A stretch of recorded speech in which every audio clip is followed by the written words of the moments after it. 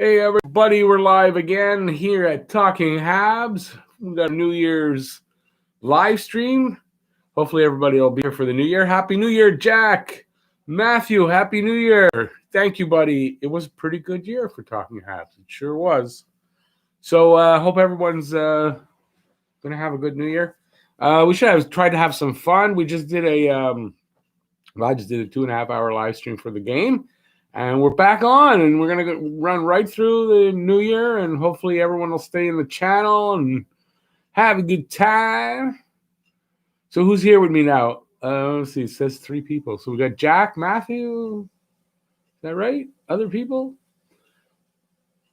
So we're going to have some party time. I don't know. I'm tired already, but no, I'll be fine. I'll be fine. I don't want to drink any more energy drink. It's 2021 where you are. Where are you, Jack? How could it be 2021 where you are? I thought you're in North America. Aren't you the Maritimes? Happy New Year, Jeff. Oh, yeah, that's right. I forgot. You are. It is 12. That's right. Happy New Year, you guys out there. We got an hour to go over here. So I'm glad. Hey, listen, I'm glad I got on just in time to share your New Year's over there. So Happy New Year. Sorry, Jeff, I can't do all. You young guys are so much better at all that tech. I don't think I'd be able to do this and after when we're done, if we're still up and about. No problem. All right, let's see what we got here. St. John. Yeah, that's what I thought. I remember I thought you were in the States but yeah, it's an hour later down there. So yeah. So it's just Jack and Jeff in the room. Wow. I just would have thought more people at home doing nothing. So hopefully, as we go along, we'll bring in some more people. I didn't really put it out on Facebook or on Twitter, so we'll see if YouTube does its work and lets people know that I'm doing this right now. So, what can we talk about? Oh, I guess we should talk about the fact that Jeff brought me up on something that. Well, then I didn't know. Okay, earlier today, Pierre-Luc Dubois signed a 2-year, $10 million contract with Columbus. And then it came out that he's not happy. He wasn't happy with how the negotiations went, and he wants to trade. So Jeff was saying, wouldn't it be great to get him here? And yeah, so what would you guys give up to get Pierre-Luc Dubois in a trade? So he signed 2 years, $10 million. So that's $5 million a year. So it's even less than Anderson on a 2-year contract. Had to go kiss the girls. Kissed the girls and made them cry. What was that from? I can't even remember. It's not Little Jack. No. What was that? What from? Kissed the girls and made them cry. I'm blanking. Anyway, so what would you guys? Yeah, there's 4 people. What would be the deal you would offer Columbus? I know Jeff proposed KK. Who was KK? I know Juleson. Jeff, put it out there. Who did you propose to me there before? Oh, wait, it's right here. Let me just find it. Not too far. No. Kulak, Juleson, and KK for Pierre-Luc Dubois. What do you guys think of that? That's Jeff's idea.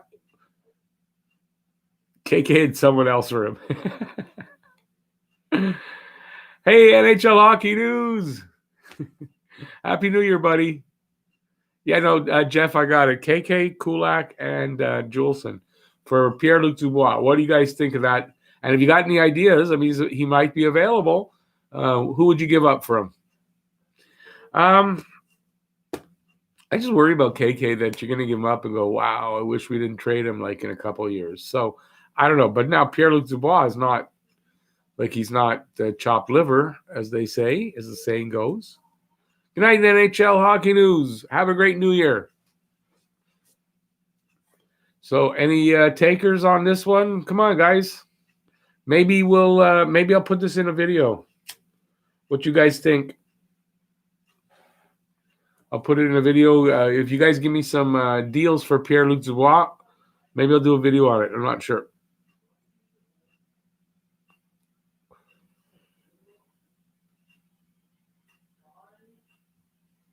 Another year without a girlfriend for me. Well, you're young, so it makes a difference. Same for me. No, I'm no different. So listen, don't worry about it. You're a young guy, so you got lots of years.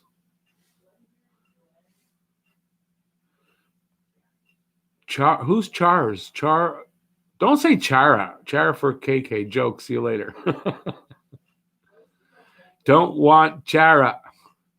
KK or Dano, one would have to go, but Dano doesn't get it done.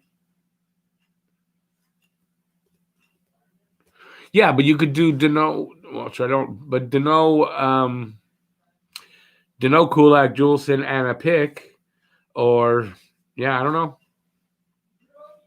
I just worry about that. Dano, for doesn't matter. Dubois, nice to get back, definitely. But in a couple of years, you're gonna go, geez, that was.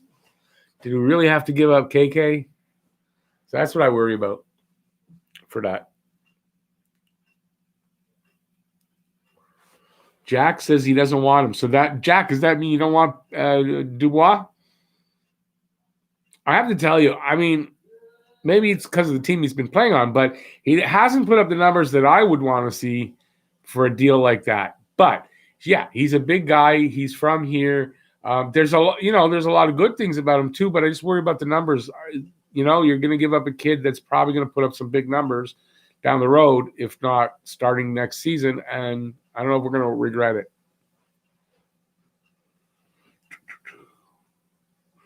I made a thumbnail on, hey, Lucas, on one of my videos, and I'm so proud of it. Awesome. Awesome, buddy. That's what you want to keep doing. Keep doing that. You'll be happy. Yeah. I remember the first one I really liked. Although I thought I was doing okay, and my kids said, Dad, no, not good. And I started doing better ones. And every time you start to improve, you're always happy with them. Now, that doesn't always translate into what other people see, but if it doesn't, you'll learn. And sometimes what you really like, because I've had thumbnails I really love and they just didn't do well. Let's see. I see Shamir might be in here. We'll work our way down. How about ship out Rick for Chara? No. Nobody wants Chara, even if it means getting rid of me. Nobody wants Chara. No, nobody wants Chara. I don't want him, no, believe me. I'm glad they didn't get him. If they were serious to be that they were after, I just don't get that. In a couple of years, Pierre-Luc Dubois will be better. He is just going into his prime. No, I get that. And I'm not saying that he's not good. It's not what I'm saying at all.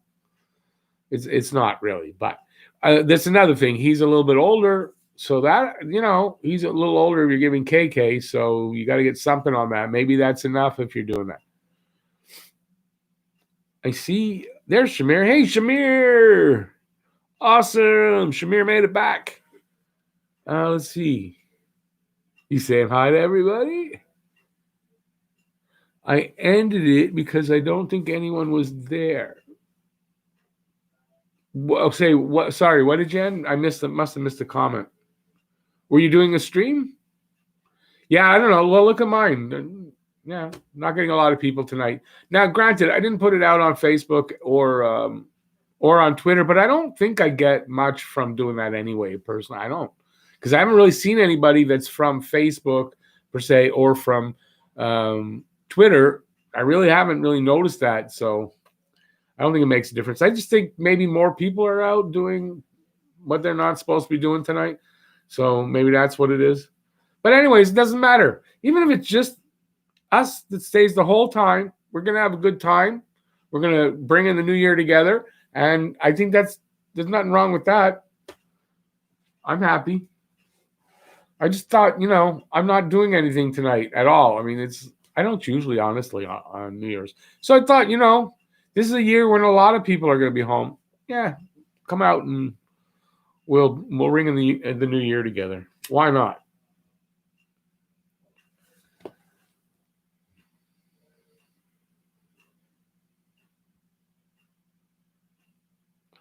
How about this ship out?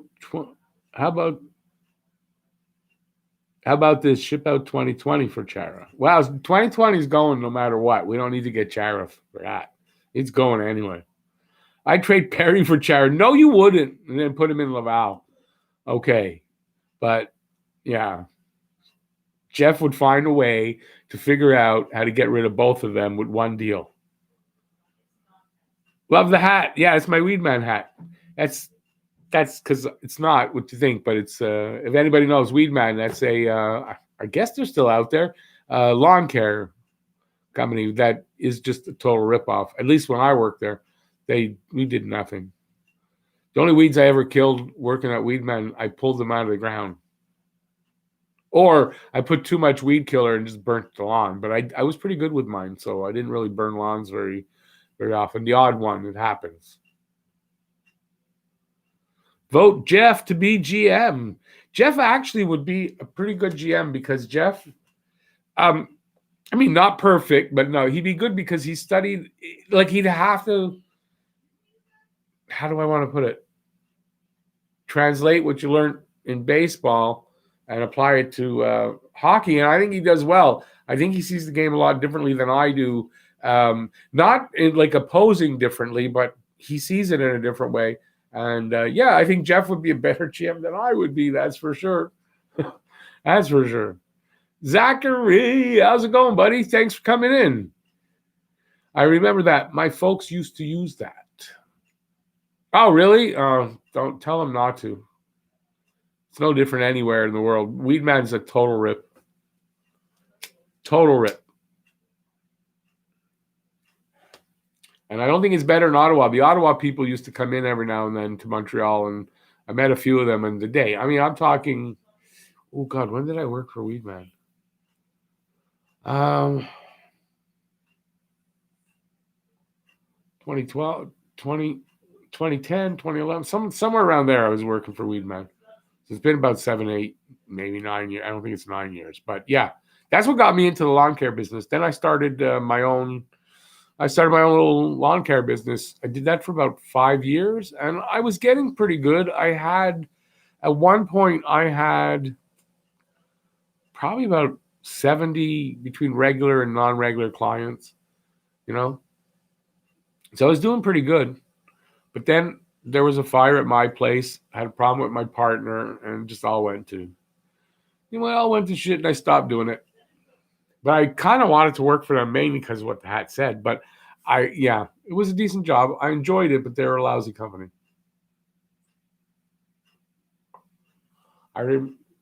Better yet, I suspend him for being a dickhead. Yeah.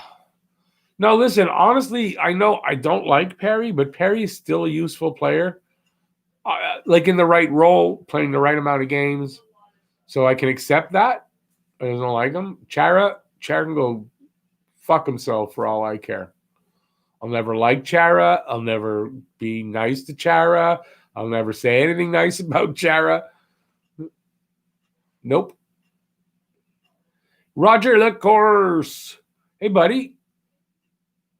Didn't know you were on. Glad I checked myself. Happy New Year to you. Let's go Habs. What do you mean on Glad? I don't know what that means. But or on tonight? Or you didn't know I was on? Glad you checked. I'm sorry. I know a lot of people. No one uses punctuation anymore here. Yeah, no, I got it. Sorry. Yeah, I'm glad you checked. I didn't really put it up anywhere else, but on here. So I guess notification. I put this up a few days ago, so notifications probably went out then. And it happens. But yeah, I'm glad you're in here. Glad everybody's in here. Hey, Bay-Bye, how's it going, buddy? Happy New Year from Halifax. Well, Happy New Year from Quebec. You got a lot of people from your way in the room tonight. Jeff's here. Wait a second. Jack Newell's from there. I don't know if Jack's still in the room.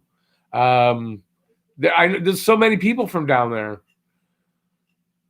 Did I watch the Canada game today? I live streamed the Canada game today, so I sort of watched it. I watched enough of it, and then I was doing this. So, yeah.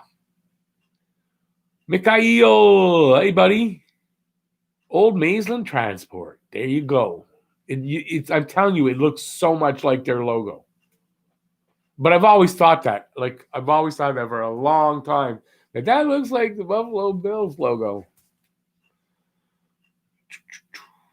Lucas, I see you there, buddy. Ben Farquhar, put Perry in front of the net on power play might work. I mean that could happen. There's talk about it. I've seen talk about it. I think he'll be on the fourth line. I think he plays about, honestly, well, I'm going to put this in my predictions, but I think he plays about 38 games on the right side, a fourth line. That's kind of what I see. If depending on how things go, maybe the odd game they put him up a little bit, but I don't see there's a spot for him there. But yeah, that's where I see him. And he might get some power play time. Never know. Chara is too old and too slow. A lot of Habs fans down east. There are a lot of Habs fans down east. There's a lot of Habs fans all across the country. So when they say there's a lot of Leafs fans everywhere and the Leafs are Canada's team, I don't deny that there's Leafs fans everywhere, but I don't think the Leafs are Canada's team by any means. I'm sorry. That's the Montreal Canadiens. Say what you want, but that's the truth.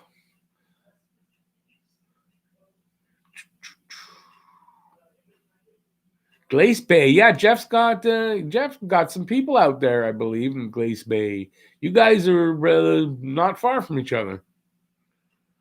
It was a really good game today. It was good. I enjoyed what I saw of it. Just I didn't see all of it. But yeah, it was good. It wasn't a blowout. Yeah, I thought it was good. Finland didn't. I don't know. They don't look as good as I would have thought. So I don't know if they have the team this year. But yeah, Canada looked good.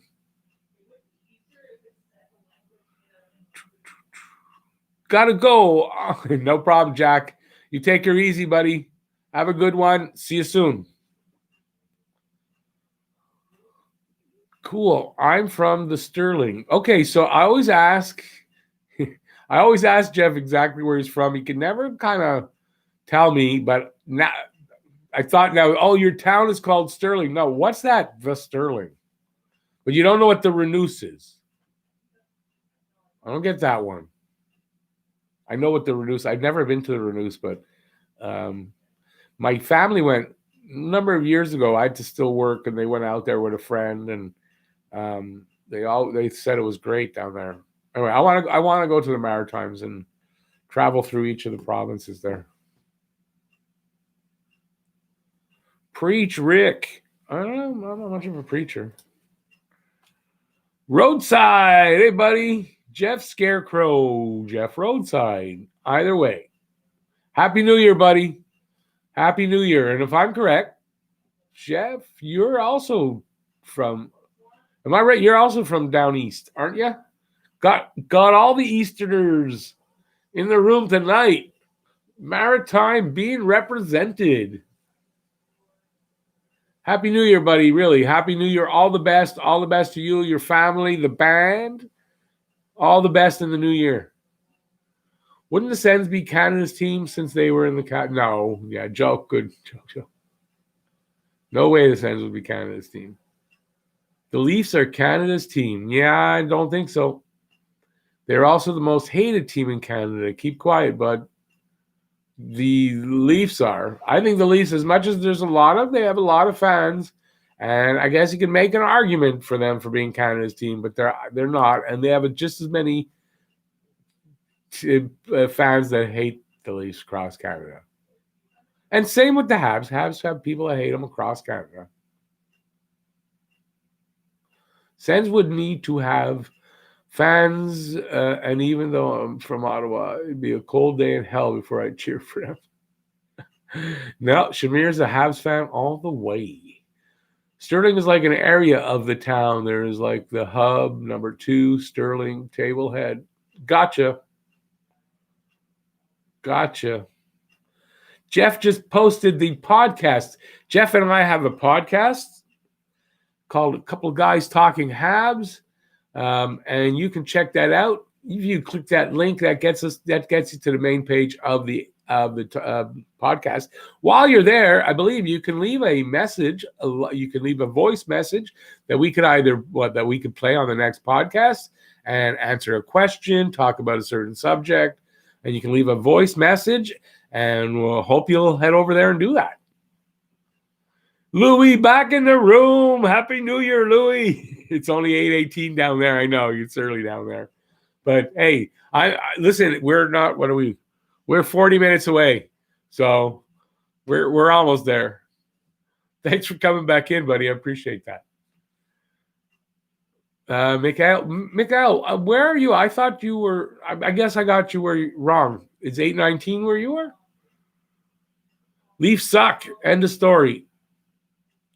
Well, listen, they don't. They got some talent and everything. I just don't think they're winners. So yeah.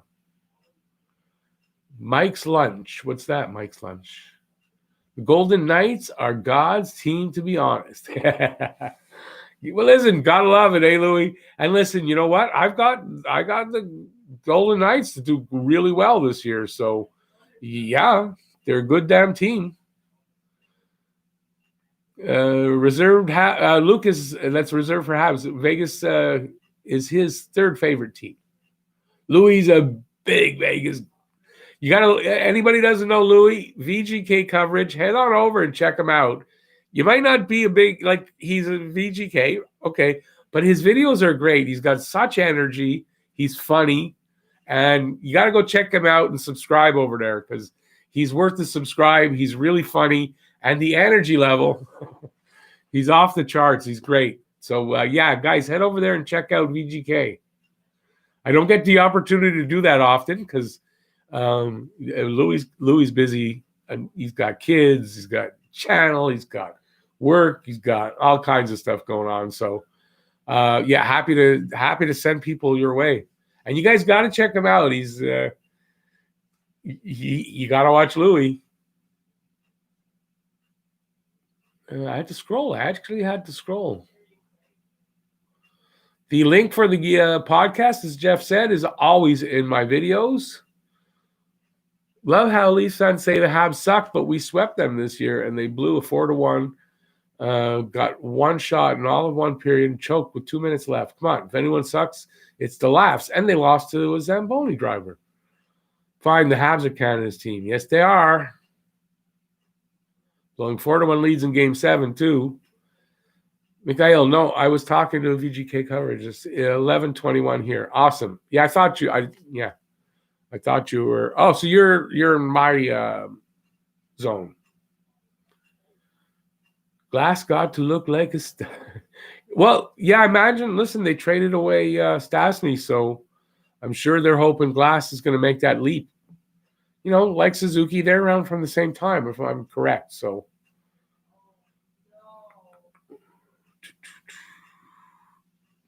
Colorado wins the cup this year. Sorry, Louis. Jeff thinks Colorado wins.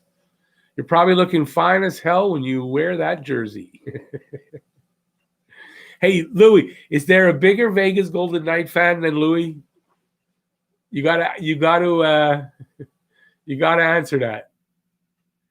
Wow, it's how many people? Oh, 13. It's really moving in here. If I miss anybody's comment, just gotta retype it in. Or it's the time for me to, or you can take a super chat, super sticker. You will get entered to win this beautiful, beautiful pint glass. And that drawing is going to be on the January 13th on the first game of the season. That's what we're going to do. So if you want to do that, you get entered. If you take even a membership, you get entered as well. So let's see. Where was I? I don't even know where I was. Ryan Reeves for the heart. Ryan Reeves is Louis' favorite player. He named his dog after him, as a matter of fact. Beautiful German Shepherd. Beautiful German Shepherd. The cup is coming to Halifax this summer. Someone from Halifax. Someone from Maritimes, anyways, winning the cup. They're on every team. Which Vegas player will bring it there, Jeff? Yeah, I think that's a good response there, Louis. And they lost to the Zamboni driver. That's the Leafs.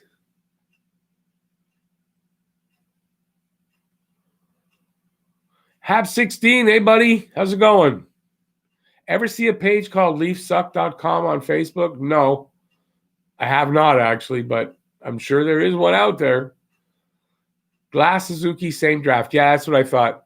When I did some video where I was talking about all the teams, and I was saying how Cody Glass, I know that you guys are counting on him. He should be able to step in this year and do a lot like Suzuki did last year.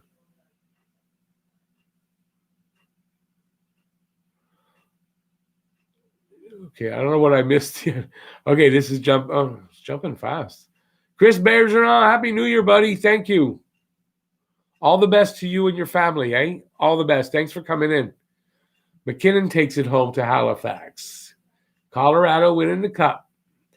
Yeah, problems with YouTube thinking I was under 13, and since I wasn't monetized, okay, this wasn't for me because we talked about that the other day.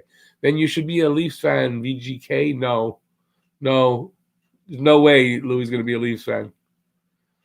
My ex-wife sold him, so pisses me off still. I must have missed some of that conversation.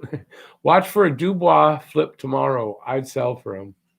Yeah, well, Jeff was saying he would trade for him in an instant. I want him, and I'm willing to trade KK for him. That's what he says. Randy N. Randy. Happy New Year, buddy.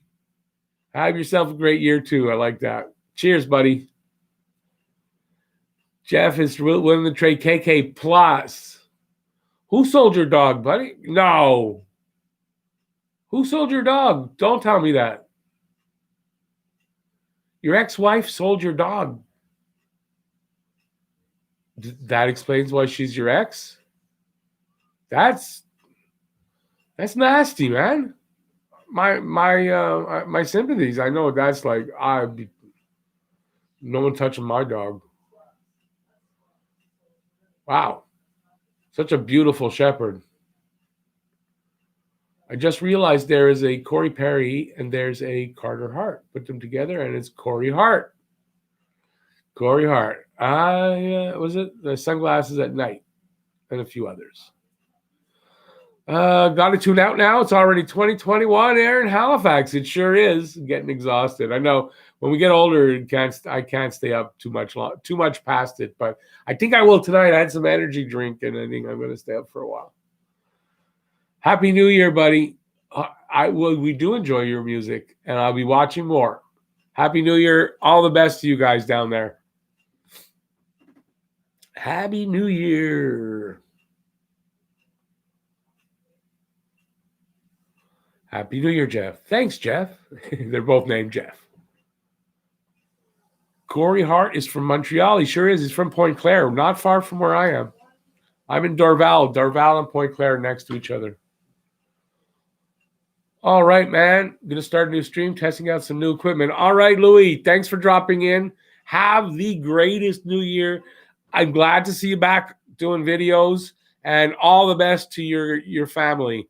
Maybe not to your ex-wife, but to your family, eh? All the best in the new year. See you on the airwaves, buddy. If the start date is January 13, is the training camp currently happening?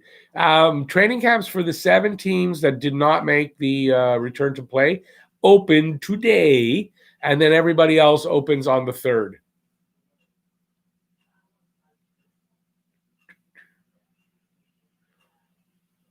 Hey, Shisley. Welcome back in, buddy. May 2021, being on a shit show. Yeah, May, that's it. We're talking about playoffs. Appreciate you too, buddy. How far is the airport? What, from me? Oh, the airport, 5 minutes. I'm not far from the circle. The airport's on just the other side of the circle, and yeah, I'm not far.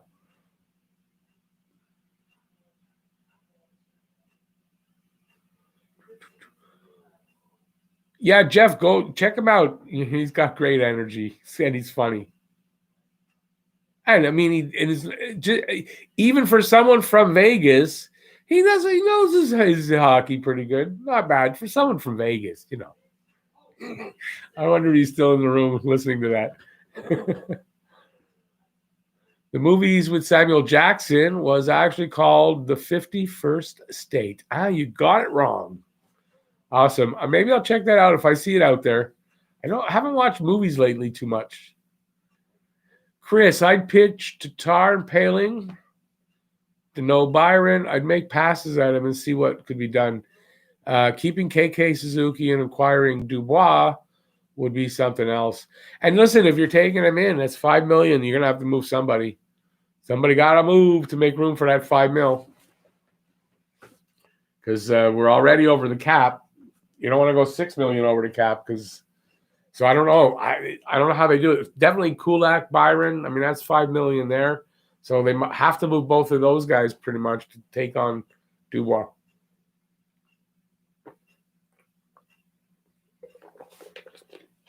Because KK's only on $925,000, I think. Juleson, $700,000.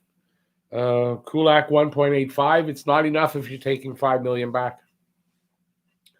So then Byron's got to go.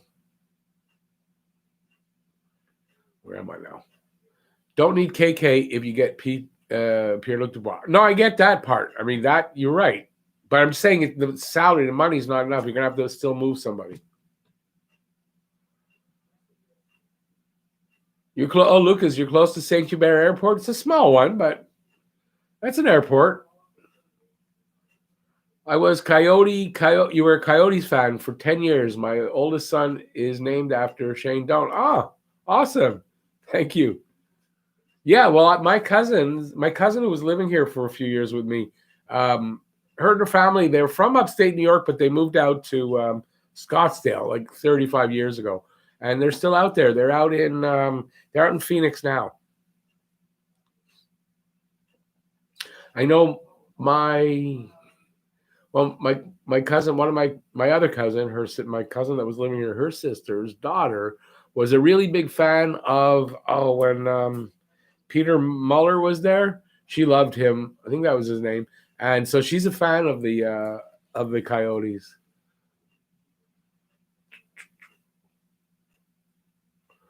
They will want someone to keep long term. Well, they got to make room for salary if they're going to get Pierre-Luc Dubois. Not that they're going to necessarily get him, but they'd have to move some salary. I like your video intro. Hey, everyone. Thanks for clicking that thumbnail, and I hope you enjoy the video. Yeah, that's my new intro. And now it's thanks for clicking the thumbnail. And I think I also do between that and welcome to Talking Habs. Those my two. Tatar, big money. Byron, good money. I don't think they moved Tatar. Although, listen, you know what? That's a possibility. I mean, maybe they moved Tatar. That's $4.8 million off the books. That clears that. That they could do. Columbus would be dumb to trade a proven point getter from last season. Yeah, the thing is, apparently he's not happy. He asked for a trade, and they put him up. He's not happy with the deal or the negotiations that were done to make that deal, and he wants out.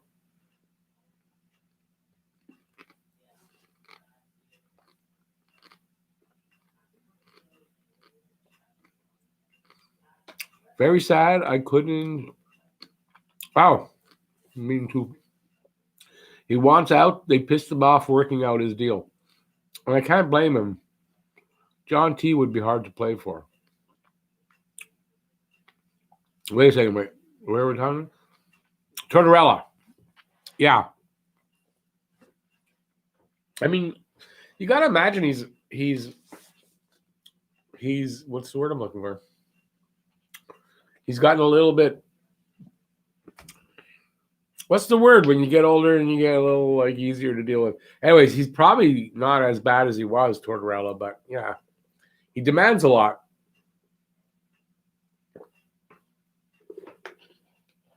And he gets a lot out of his players. Where was I now? Down there. PLD not happy yet he signed. But apparently Jeff's saying it came out after that he wants to trade. He's not happy. We'll see. I know Shannon on the Hockey Guy. I just had watched his video I just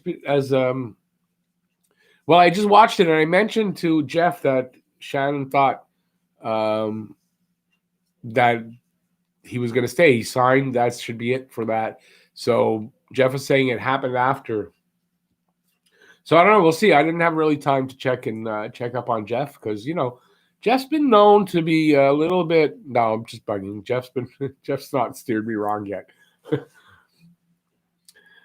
But yeah, I hadn't heard, and I haven't really been able to just to see what's being said about it.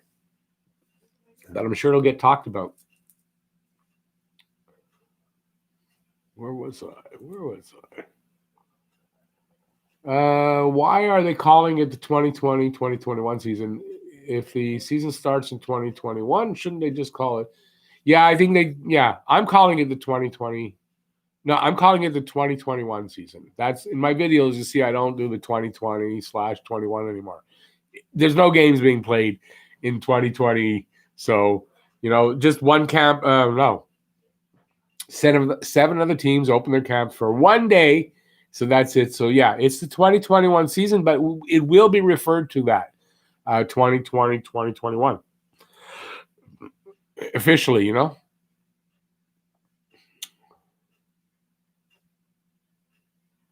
It wears on them after a couple years with Tortorella. Yeah, I guess. Hey, Wolverine, how you doing there, buddy? Good to see you. Happy New Year. Happy New Year and all the best to you. I know your mom, your dad, yeah, all the best to you. Just opened a tall boy, Molson Canadian. I forgot to get beer when I went shopping. Oh, well. I really regret that. I wanted to have some beer. Happy New Year to all the streamers. Good night, all. See y'all in 2021. Randy, good night. Happy New Year. All the best to you and your family. Thanks for being a subscriber and being a regular in here. Appreciate it, buddy. See you in the new year. How are we getting close? 23 minutes. It could be buzzed and baked. Buzzed and baked. I'll have a few more for you. Have a few more. Have a few more for me. Everybody have what they like. Everybody enjoy. Let's have some fun. 2021 hype. It's almost here. Not here yet.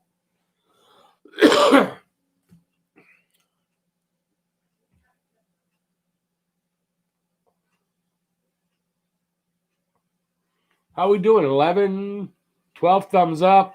You know what? It's a New Year's celebration. I'm not going to push the give a thumbs up, subscribe. You know what? Come in, have fun. If you're having fun, most people will subscribe anyways. And so I'm not going to do all that pushing. The only thing I will push is no, just bugging you. But if you do take one of the super chats, remember you get entered into that.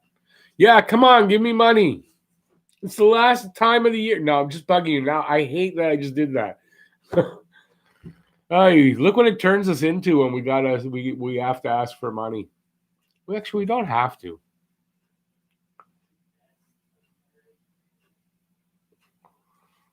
What do you have in there, Jeff? But yeah, have a few for me. I don't know that I can drink the rest of that rum. I didn't like it that much. I'm not a big drinker, so unless something like happens that okay, we'll drink it. I've got a little bit of rum here that I can take a shot. I'm good, Rick. But I'm home almost all day. But this morning I had to pick up my dad from the. Oh, but so far my day has been good. Oh well, I hope your dad's doing good. That you had to pick him up from the hospital. I hope everybody's well. God, I hate the USA team. Bud Light. You drinking Bud? I like Bud. I wish I had. That's what I wanted. I wanted to pick up a Bud. Or two of them. I wanted one for the first stream and one for this stream, but at the supermarket, they just don't sell them like they used to. So you got to go to the DEP, and then I didn't, and it's like, damn it, it's too late. So what are you gonna do? Oh, we're at the end. Come on, guys, let's keep her going. We got 20 minutes, just over 20 minutes to go. You got 36 of them. Well, and you didn't send one over to me. Oh my God, thought we were friends.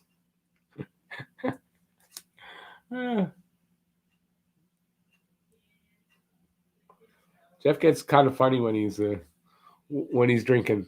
I'm maybe not super heavily, but I mean, we've done a couple of chats and one podcast, which I thought was a good podcast too. So yeah, he's definitely not necessarily. And I say this because I don't know him in person, and I've heard some stories, but he's definitely not like a one of those nasty. He's not a nasty drunk because we had fun. But Jeff's told me a few stories, so I don't know. When he was younger, it might have been different. But we all get older and a little bit more mellow. Mellow, that's the word I was looking for earlier with Tortorella. Gonna hop on to a call with my friend. Hey, Lucas. No problem, buddy. Have a great one. Happy New Year once again, and I'll see you in the new year. Thanks for being here, buddy. So we're still now 19 minutes to go. What's my favorite Habs moment? 2020. Good question. Winning that first the qualifying round over Pittsburgh. That was good to see them win something. So I think that's it. And most memorable, because I was thinking of that, and it's that save that Price made to save Nick Suzuki's head in the playoffs against Philadelphia. That stick save where he reaches out back and he deflects it. Yeah, I think that's the most memorable. Maybe that's the most memorable thing of the season. But really, the win against Pittsburgh was really great. My favorite moment of the year. Too old to be an asshole now. That's what happens. You get too old to be an asshole. That's it, Jeff. You got it right. Happy New Year. Happy New Year, everybody, from Lucas. Lucas is wishing everybody a Happy New Year. Everybody, let's wish Lucas a Happy New Year back. Happy New Year, Lucas. Petrie's OT winner versus the Pens. That was a good one. The bank shot off of Murray's head or neck or whatever. That was a good one. Is that the one? No, that's not the overtime winner. No, that is the overtime winner. Yeah. I'm confusing it there for a sec with game winner. To be honest, the game against Pittsburgh when they finished 2-0 during the season or in the return to play? Just saying. Yeah, that was a good. That was a like a wicked shot. That was like a snipe in the playoffs. So the 2-0 win over Pittsburgh. Yeah, I think a lot of people are going to kind of think that because I mean they won something, right? It's a series, even though it was a qualifier, it still was a series, and they won and decisively won, and it was nice. It's almost like a bit of an omen for how the future is going to start being for Montreal. Watch and see. We're not going to be the doormat anymore of this league. Get some respect back like the old days. And yeah, there was a lot more hate for Montreal back then because they won all the time. So there was a lot of people that hated them because they won all the time. Oh, okay, if you're going to hate winners, I guess. They beat Sidney Crosby on his birthday. This is true. That's right. They beat them for the series on his birthday, if I'm correct. I could be wrong. Might have been the second to last game. Kovalchuk's OT goal against the Leafs. The best part was his celebration. I figured that's the one. That was a really good celebration. I agree with you. Too bad Kovalchuk's not back with the Habs or not even in the NHL. You know, I'm going to disagree only in that when he was here, that first, say, 15 games were great. It was great to have him here. He was producing. It was really fun. But he did fall off a cliff. He fell off a cliff at the end. He didn't do anything in Washington. And quite frankly, I don't know what he'd give you at this point. So I don't know what he'd bring to the table.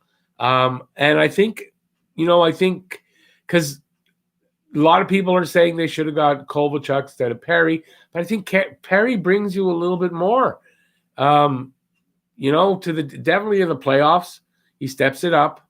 He plays better. Yeah, he gives you dumb penalties. I know this. But I think he gives you a little more than Kovalchuk right now. So I'm sorry. I liked what he did here when he got here, but then he fell off a cliff, and I don't see him climbing back out. So this was a brutal year, everyone. May you all have peace and health in the new year. Believe in Price. Yes, it was a brutal year. It was a brutal year for everyone, and I just hope it's just not brutal in any way. 2021, we've had enough. I hate that those are the shots players are taking on goalies. Seeing a ton of it in the World Junior Championship. Maybe that's why I don't like Caulfield. Too many headshots at the goalies. Oh, there you go. Maybe that is it. Maybe that is it. Got to pick your corners. Got to pick your spots. But yeah, I mean, shooting at the goalie's head, I don't really like that either, honestly.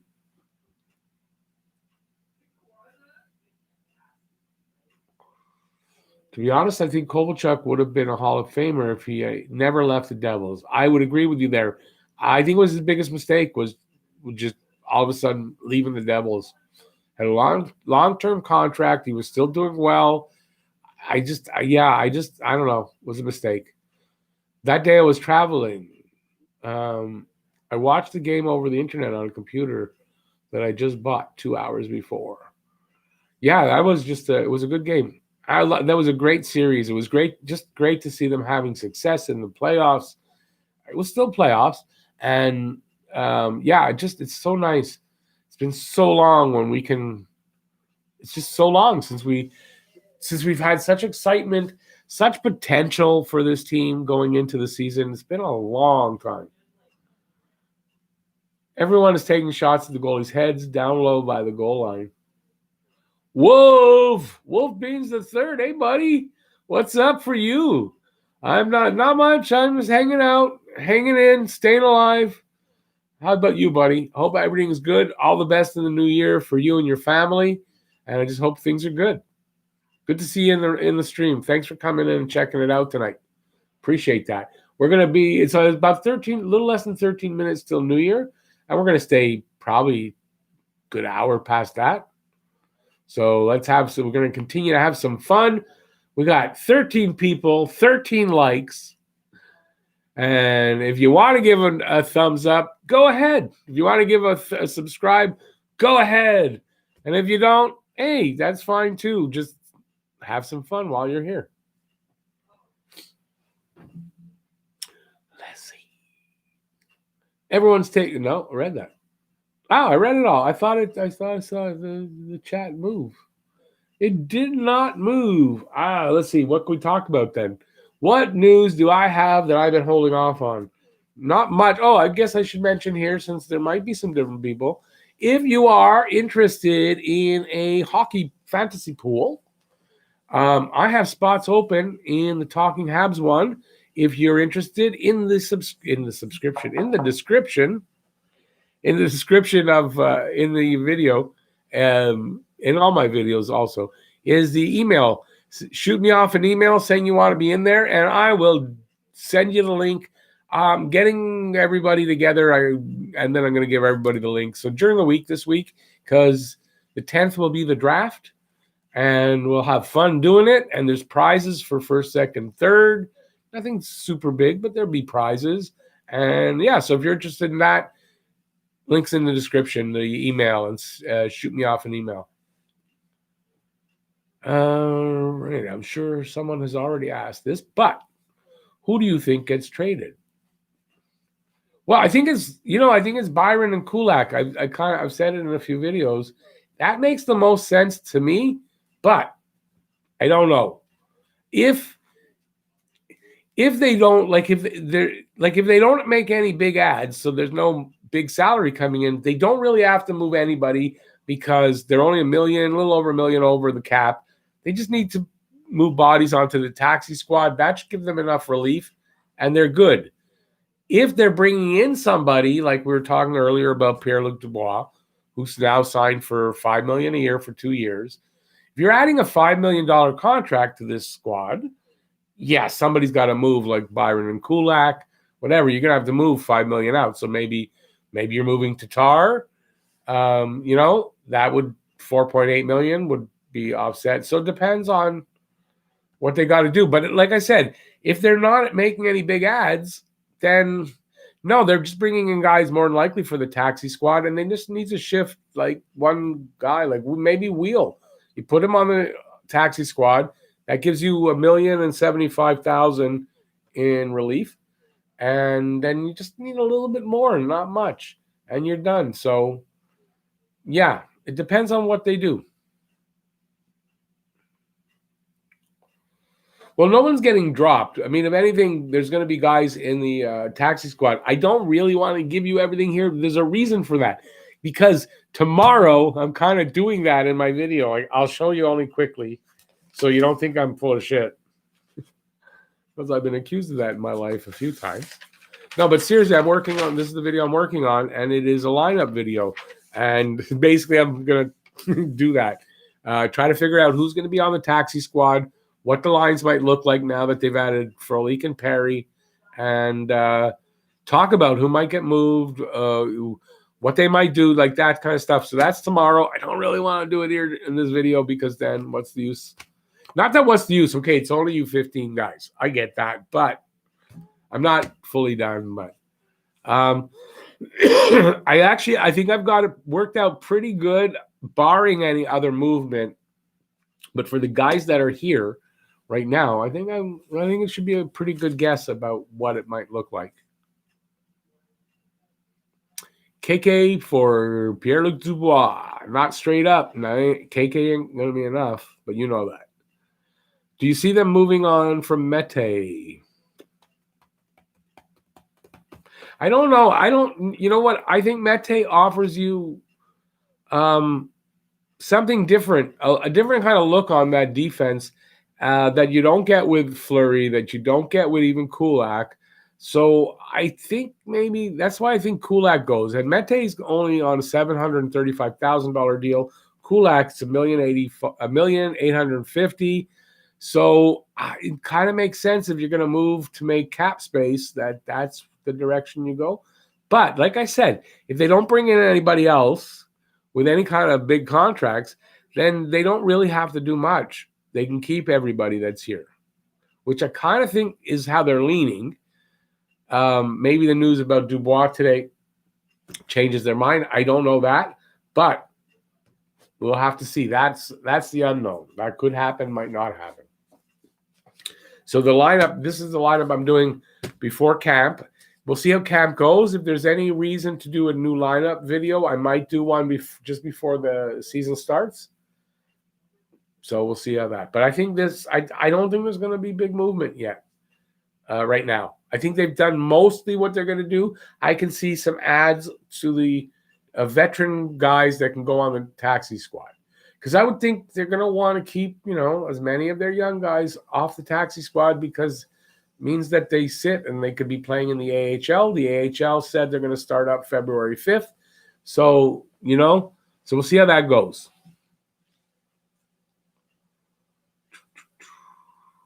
Where am I? It said 9 minutes left, 7 minutes left. Tatar makes the most sense to move if you are just looking to move someone that won't be here. Yes, but I don't think they move Tatar. Gislain, Happy New Year, buddy. Thanks. Best to you and your family. All the best in the new year. Thanks for being here, buddy. You've been here for a long time. You're a solid subscriber, and I appreciate you. Believe me, I do. Same to me. You telling me off? How's my dad? My dad is doing better. He's home. He's doing better. But, at his age, it's up and down. But, yeah, thank you. I appreciate that for asking. Bob Cannon. Oh, yeah. Happy New Year, buddy. Thanks for coming in. All the best to you, buddy. Thank you. Happy New Year to everyone, no matter what team you like. That's great sentiment. That's the truth. It doesn't matter what team you like. That doesn't bother me. You can like anything. It's how you act towards other people. If you're civil, like any team you want. It makes for great conversation. Did Pierre-Luc Dubois just sign a 2-year contract? Yes, he did. But after that came out, after that was announced, it came out that he's still looking to be traded, and they're going to put him on the block. We'll see. Imagine Dubois to Montreal. Yeah, that's what Jeff's imagining. Goalie Girls Rule is imagining that right now. The 42 guys on Habs camp goalies, 6. Yeah, Jake Allen, Demchenko, Lindgren, McNiven, Price, Primo. PLD makes us a cup contender. I would have to think you're probably right. I'm not going to deny that. I just kind of feel that if they move KK, some point in the next couple of years, we're going to go, man, why did we move that guy? I think Barzal stays in New York. He's definitely not moving. Yeah, it looks like it. The hot guy was saying it's all but done, even though they're saying they're not close on the negotiations. So we'll see who's right. Yeah, apparently Wolverine Dubois still requested a trade. He wasn't happy with the negotiations. Even though he signed, he wasn't that happy. Maybe he figured it would be easier to get a deal done to trade him if he signs and he's got a contract at a decent hit. He maybe get a trade easier. Is it there? Are we there? We're not there yet, Lou. Happy New Year, Lou. Don't worry. We might not speak till tomorrow. That's my ex-wife, Louise. Happy New Year. She's saying to everybody with a heart. Okay, yeah, she's listing us all the roster for the camp. Benjamin Patterson, do you think Montreal should have picked the French guy at the draft? I live on the South Shore, and all I was hearing back then is that they should have picked him. If you're talking about Hendrix Lapierre, that's who I wanted. But you know what? I'm really happy with Gooley. Gooley's going to be really good. I don't think they got a worse guy. But I was hoping for Lapierre. Jeff, to win with Price, Weber, Galley, Tatar, that's why you trade KK. Yeah, look, I don't disagree. Is it there? No, still a couple of minutes there, Lou. I don't know how I can get the countdown. Oh, Jeff sent me a text. Jeff sent me a text while we're... Oh, Jeff sent me a text. Jeff's my secret admirer. Oops, what did I do there? I don't know how to get the countdown. Mine doesn't give me the seconds. Mine. No. No, where is it?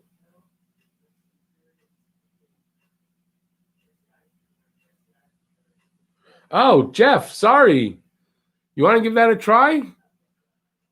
How about right after it, because it's, and then, yeah, call me and we'll give that a try. Sorry, I didn't look. You should have said, look at your text. Jeff's going to give me a call, and we're going to try to have Jeff on live. His voice, but we're going to see if that works. So we'll get it close to the microphone, and it should work. We should be good for that, so we'll see how that works. Well, let's see. The speaker for that is there. We'll get that close. But let's go, because we're only like a little over a minute away from the new year. So yeah, I guess that's where I'm gonna have my rum, celebrate the new year with you guys with my water shooter chaser, because I don't like rum that much taste. But Jeff, sorry about that. But yes, I want you to call. And we'll get Jeff. He'll be interrupting me a lot. And he's got the wrong opinion, but he does have his own opinion. Even though it's not the right one, but it is his own. The challenge is on now. Okay, we're in the last minute. We're almost there. We're almost there. I don't know the seconds, so I can't count down the bloody seconds. I would have liked to, but I don't own a watch, so who owns a watch anymore, right? Not too many people. It's going to be any second now. There we go. Happy New Year, everybody. Woohoo! Drink if you got them. So here's to the new year for everybody. All my subscribers, everybody in this room. Lou, my ex-wife, my kids, your kids, your wives, your everybody. Happy New Year. 2021 is finally here. Hopefully it's going to be better. Salute. I don't like the taste of that.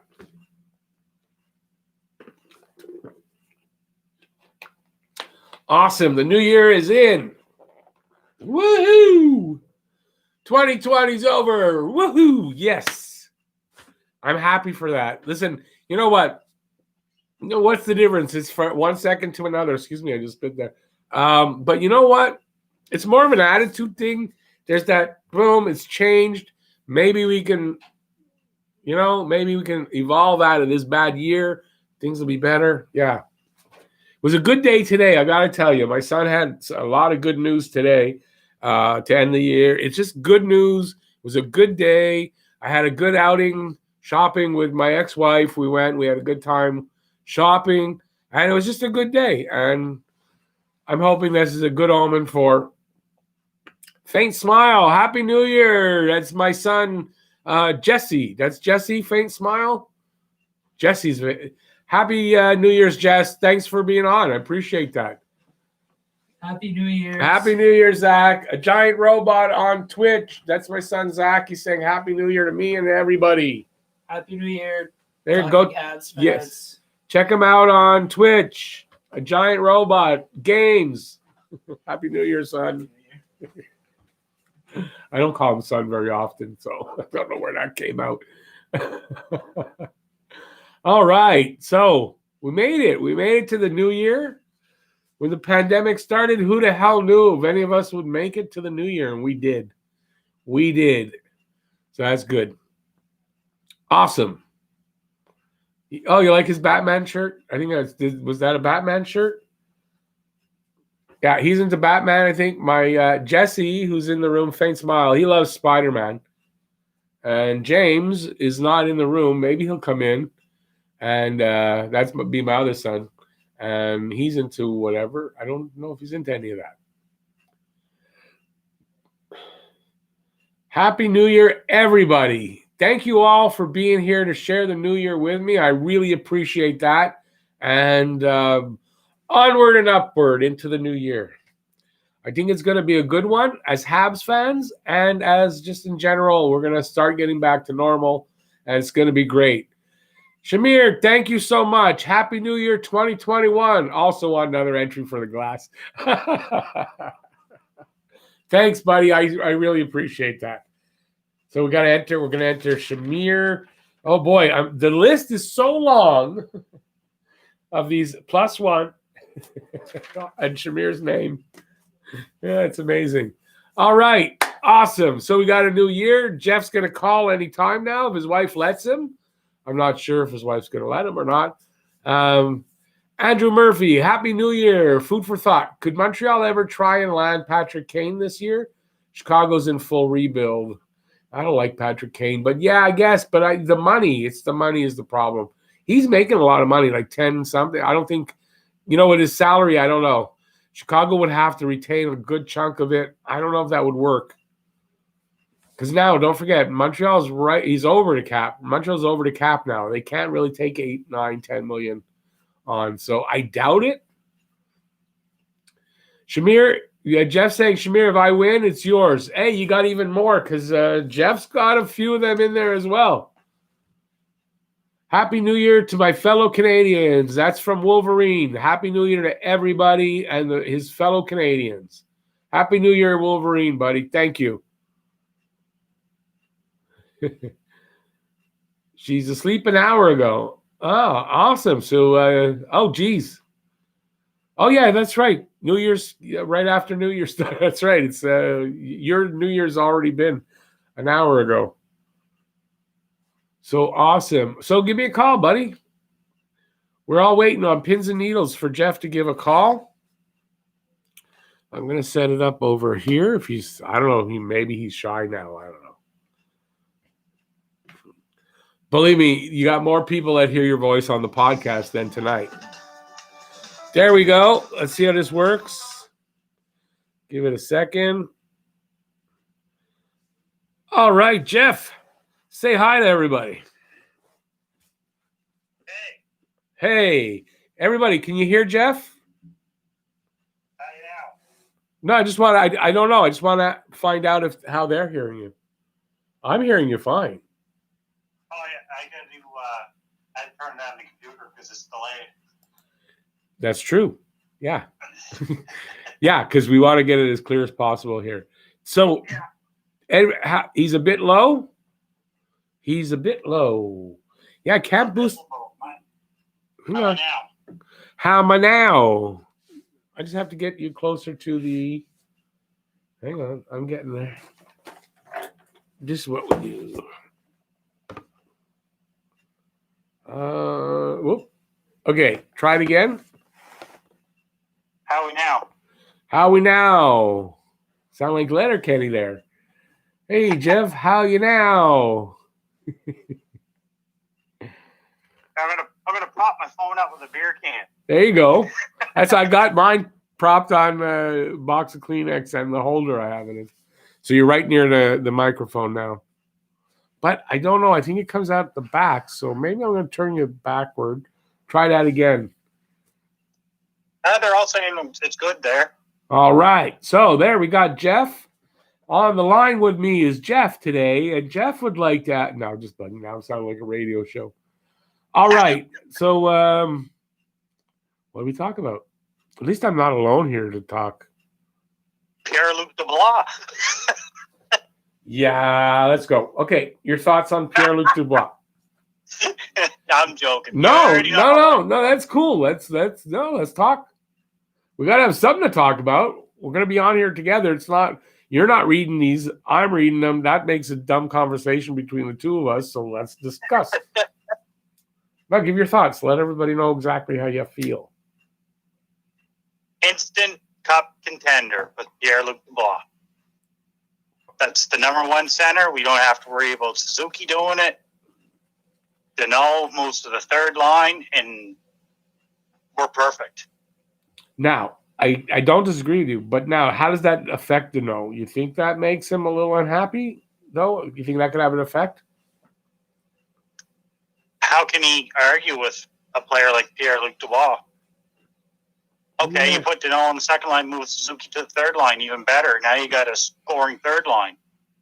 Yeah, you got young talent. You got three like 1A, 1B, 1C almost if you do that. Yeah. Yeah, I mean, it's interesting. We'll see what happens in the upcoming. What do you guys think? What do you guys think? Does Dubois make Montreal an instant contender? You got to think, right? When you're that strong down the middle. Glenn Schaefer. Glenn Schaefer's in the room. Like him since Bergeron. Yeah, just hang on. I got to greet somebody. Glenn Schaefer in the room. Happy New Year, Glenn. Haven't seen you out there for a while. Hindsight really is 2020. That's funny. That's a good one, Glenn. Hindsight's 2020. It's gone. Well, Rick, I've had lots of fun. I'm actually going to go watch the hockey guys New Year. Oh, he's doing what I thought he would be. Hey, no problem, Wolverine. Enjoy it any way you want, buddy. We'll be here for about another hour, I would think. Who'd we lose this year? The hockey guy got like 3 hours before it's New Year's? That's true. Yeah, it's true. Who'd we lose this year, dude? Let's name them. Who'd we lose? Domi. Domi, that's it. Really? Houdon. Domi, Houdon. Follin. Who else? That's it. That's it. I think that's it. The only one of any consequence was Domi. And then getting Anderson back. I mean, come on, that definitely offsets that. No matter what you think. Well, I'll say one thing. Seeing Dubois sign for two years, $10 million today, and then seeing what Anderson got, kind of makes that deal look bad.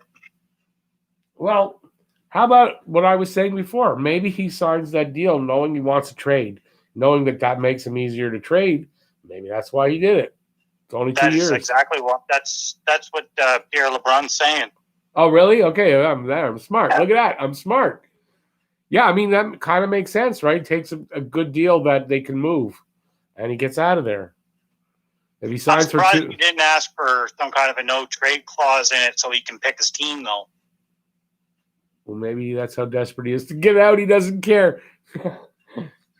Yeah, I would think he wouldn't want to go to Phoenix. Hey, guys, I don't think he wants to go to Phoenix. Definitely doesn't want to go to Phoenix. Chris is saying Dubois for Deneau and Byron. Yeah, I don't think that's enough, though. I don't think Deneau gets it done. If they're going to trade him, they're going to want top end, like high ceiling something back. No, Because it automatically almost puts them right into a rebuild, like a rebuild on the fly. listen, though, Dubois' numbers in Columbus haven't been super big. Deneau's been getting similar numbers than Dubois. You got to admit, they don't score a lot in Columbus, right? So you can argue that point that the numbers are close, but you got to give up more. So even if it's Deneau and Byron, it's not going to do it. That's not enough. You got to put something else in there. What about Drouin for Dubois? Drouin and a couple picks. Well, I don't know. Drouin, yeah, maybe Drouin a pick. Drouin maybe, and depending on the rounds, yeah. But you see, I don't think Drouin is going to be. I don't think Columbus is going to want Drouin because he's going to. Is he going to be better there? No, but I mean that's why I think isn't their GM's a Finn, isn't he? Their GM is, yes. I just think he's going to want maybe Armia and Kotkaniemi for Dubois. I don't think Montreal does that. Well, there's not really much room for Armia right now. If you look, not with Perry and Frolik. I don't know. Well, you got to wait for my lineup prediction tomorrow to see where I've got them. But I don't know about that personally. I don't know about that. But listen, your point of that Pierre-Luc Dubois is a hell of a piece to bring in. There's no doubt about it. And I'm probably being an idiot saying, "Well, KK, you bring him in now, you're winning now. I mean, you're right up there." So I agree with you. That's a good thing. And I'm poo-pooing it like an idiot because I don't want to get rid of KK. But you're falling in love with the player, right? Yeah, no, that's I'm it. just looking at the numbers. No. Listen, I agree with you. I'm doing that old thing about the Habs thing. Yeah, I like the player more than he's probably worth, right? So not that he won't be worth that, but you got to give up something to get something, right? No, and also I'm talking about like right now, right? Like, so you're looking at it. Well, Dubois, obviously Dubois is more. He's going to get you a certain number that KK may get, but you don't know it. You know what I mean? So he's KK is a couple of years away from being where Dubois is, right? Dubois already made that transition from waiting on him to where KK is, you know what I mean? Like KK, we're waiting on KK. We're hoping he has a 30-point season. Well, Dubois coming in, he's giving you 50 points probably. Well, maybe not in a shortened season, but he's going to be 45 points. For KK, we're looking at him in the 25 to 30-point range, and that's very hopeful. No, I'm not saying it's hopeful, but you're right. You're right about the numbers, in my opinion. Let me just. Sorry, go ahead. I was going to say, and Dubois is automatically your number one center. Oh yeah, which we haven't had here. No, we're waiting on 3 guys to be number one centers, and we don't know which one's going to be yet. No, without a doubt, you're right there. Let me just read a couple of the comments so we're not leaving anybody out. Imagine Dubois, Suzuki, KK, and Deneau, but I don't think it works out like that. If you're going to take Dubois in, one of the other 3 has to go in the deal because now you've got too many centers because who's going to play on the 4th line? None of those are playing on the 4th line. So if you're trading for Dubois, I think, right, Jeff, if you're trading for Dubois, one of those 3 centers has to go in the deal. I would think. Yeah. Well, what team's going to trade a top line center for a second line left winger or right winger, right? And honestly, that point is good, but then again, if the point you just made makes me think that if they're making a deal for Dubois, Columbus is going to ask for Suzuki. they're going to ask for him, but you're going to say no. Well, yeah, I hope. And Yeah. and then you're going to say KK and Armia or something like that, or you're going to throw in a couple or defensive prospects like someone like a Cale Fleury, something like that, because he's a top line center. You're getting a center back, at least one center in the deal, and you're probably getting a pretty good defensive prospect. Yeah, you got to give up some pieces to get him. And Montreal has to give up pieces in the deal because they have to get under the cap too, right? So, Well, they have to give up something going the other way, or they're going to be way too far over the cap. and like I saw someone in the comments say Tatar. I'm like, yeah, but Tatar, they're not going to give up 2 years to Dubois for 1 year of Tatar, and then try and re-sign Tatar at way more money than they already have Dubois, right? Like Dubois, they know they have him for 2 years, $10 million. They get Tatar. I don't remember Tatar's contract, but I'm pretty sure it's around the $5 million mark, and he's a free agent. They're not going to give up Dubois just for Tatar, right? Because then they potentially get nothing for Dubois after that, unless you give draft picks. But good point. They're still a contender, even if they trade, depending on the trade for Dubois. They're still a contender. And you know what, though? What you just said makes me think that a guy like Byron would be someone they could be interested in because of the fact that he's signed for a couple of years, 3 years. Yeah, but he hasn't moved the needle a whole lot. He's going to play on their third or fourth line. No, as an add-on, because he's exactly that. You know you're keeping him, so you're not getting Dubois not going for nothing. But you're right. Like that's why Drouin would make sense because Drouin's still signed for a couple more years, 3 more years, I think. So I think you'd have to sweeten the pot with draft picks too with Drouin. Because what do you guys think out there? What do you guys think for that? You think Drouin? Chris says Drouin Dubois for sure, whatever it takes.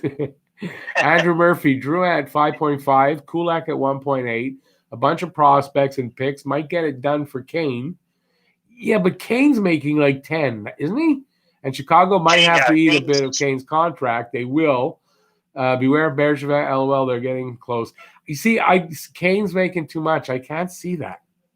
Kane's making way too much, and obviously he'd be on the first line on the wing, but we're kind of stacked with wings. We kind of clear a couple. That's why I'm thinking maybe someone like KK where it moves out one of the centers because you're bringing in a center, and you move out one of the wingers, and it opens it up a little bit more, and then you got room to maybe even sign Tatar back next year and bring Caulfield in next year. What if they say KK and Caulfield for Dubois? I would have a hard time with that, even though I'm not a big fan of. I like KK, but not a real big, huge fan of Caulfield and what he's shown here in the World Juniors. Yeah, I'm not proud. No, I get it. That would be. I don't know. See, that's. I don't know how I would be so hesitant to make a deal like that. But you might, they could. Got the balls, baby. He's got the balls. Yeah. He'll do it if he wants. If he wants to. It takes balls. It takes balls. If you're going to trade KK and Caulfield, it's going to take balls to do it. There's no doubt. I don't think I would be able to do that. Yeah, I'm just reading Chris Bergeron's comment here. Yeah. Money not working with KK and Caulfield, and he's right. Wait, where was that? I didn't see that. Money not working with KK and Caulfield. But I didn't get down there yet. The big center, French-born, top line, Minuteman, 22. Is he only 22, Pierre Dubois? Yeah, he's just coming into his prime. He's not even in his prime yet. Right. No, he's not even close. We're waiting at least 2 or 3 more years for KK to even get where Dubois is now. It's a good point that he's a French-born player because, that it might even make it more likely that it could, I'm not saying it's going to happen, but that could bring up the likelihood of it happening, being that he's 22 years old, so if you're giving up KK, the age difference isn't huge, and he's French. He's from here. He's kind of a proven guy. He's going to be number one. Yeah, I guess I can see it happening. I wouldn't throw KK and Caulfield in on the same deal. That I don't think I could do that, but I could give up. I don't know who I'd be able to give up, but maybe KK before Caulfield. I just want to see that shot here in Montreal. But yeah, I don't know. I don't know. It makes a lot of sense. It makes a lot of What do you sense. think, God? Do you want me off the phone? Let Rick keep going with his thing, or do we keep going here? No, it's okay. As long as I don't leave them out and this doesn't become a podcast. No, as long as you don't mind, I'm going to keep, we're going to talk and I'm going to read the comments. We'll work it. Well, yeah, we'll work it out. No, this is good. I like this. Chris is also saying Anderson for Dubois. Yeah, that would be funny. I don't think I so. saw that. Yeah. I like that. Bob Cannon thinks they wouldn't take Drouin. Yeah, I don't think they would either. Yeah. Drouin's on the he's I don't think Torts wants Drouin. I don't think Torts. I don't think Drouin's a Torts player. He's not a Tortorella player. I can't see that. I don't think he's smart enough. I just don't see him being a Tortorella player. I don't see a match there. It may surprise if it happens and it works, but I can't see Columbus asking for Drouin. Gallagher. Andrew Murphy saying they don't need a center; they need a sniper on the left. His opinion. I mean, they could always use a sniper. Yes, I completely agree. Where are you? But, down. You're down. Why are you so low on I'm the way bottom? down bottom. I can't see the top. Oh, okay, because I haven't gotten down, but it's okay. I don't mind the help with you reading. It's okay. I agree. We need a sniper, but we also need a bona fide number one center if we want to win a cup this year. Well, listen, if they don't trade Caulfield away, realistically, next season Caulfield is that sniper on the left side. Maybe. Well, I mean, saying if they promote him and he makes the team and he does well, Caulfield is that sniper on the left side because he got a right shot. You want a guy with a right-handed shot so that he can take advantage of the one-timer, and that's his bread and butter. The one-timer on the left side. Not in this world, Junior. No, but it has been up to now, though. Right? It has been up to now. He could have a bad World Juniors, and I wouldn't give a shit, really, Jeff. It doesn't mean anything. It might, but it also might not mean anything. It's just as likely. So I'm not going to take a lot into his performance. Well, he's just not finding the space out there that's my thing. I don't think he'll find the space that he needs in the NHL, and he's not finding it in the World Juniors. I think playing college was a mistake for him. Well, how about this for a thought? Maybe some of the reason why Bergevin has been going in the direction with the size and the toughness is partly in preparation, knowing Caulfield's going to be small. He's got to come in. He's got to have size, time, and space. That's how you create it for a small guy. Does that mean Caulfield's joining the team this year? Because next year, half those guys that he brought in aren't going to be here. I could see it now. I could see it now that if they feel Caulfield's ready when his college season's over, that they might bring him in. They bring him in, or he goes to Laval. I mean, that's the only two options, right? So they have 7 games. So they have 6 games this year. If he signed and came in, say mid-season, right? They've got 6 games, and it doesn't burn a year on his ELC. He can go down. So they try him for the 6 games and see what happens. I see reserve for Habs here saying that's Lucas. Lucas Yeah. saying Suzuki had a bad World Juniors. That's true. Yeah, that's true. He didn't have much of a World Juniors. But his team wasn't lighting the lamp like Caulfield's team is, and it's not Caulfield putting the puck in the net, and that's what he's supposed to be doing. It's everybody around him. Yeah, and And the thing is I don't see the other teams. Like I just watched the play against Sweden. They're not targeting Caulfield to take him out of the play. He's just not in it. Yeah, but there's still a lot of reasons why that could happen. It's still only juniors. I've seen many guys not do great in the juniors and have great careers.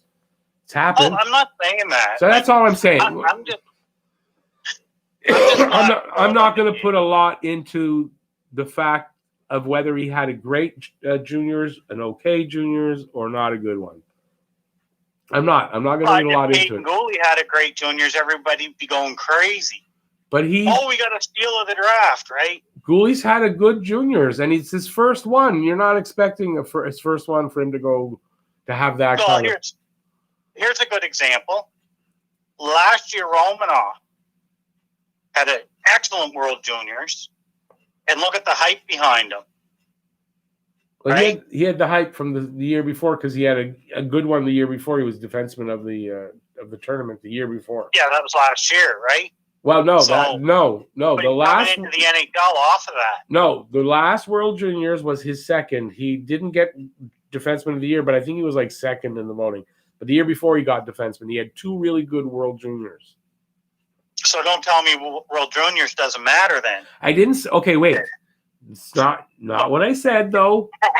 It's not. I didn't say it doesn't matter. What I said is I'm not going to say he's a bust because he didn't have a good World Juniors because I've seen it happen.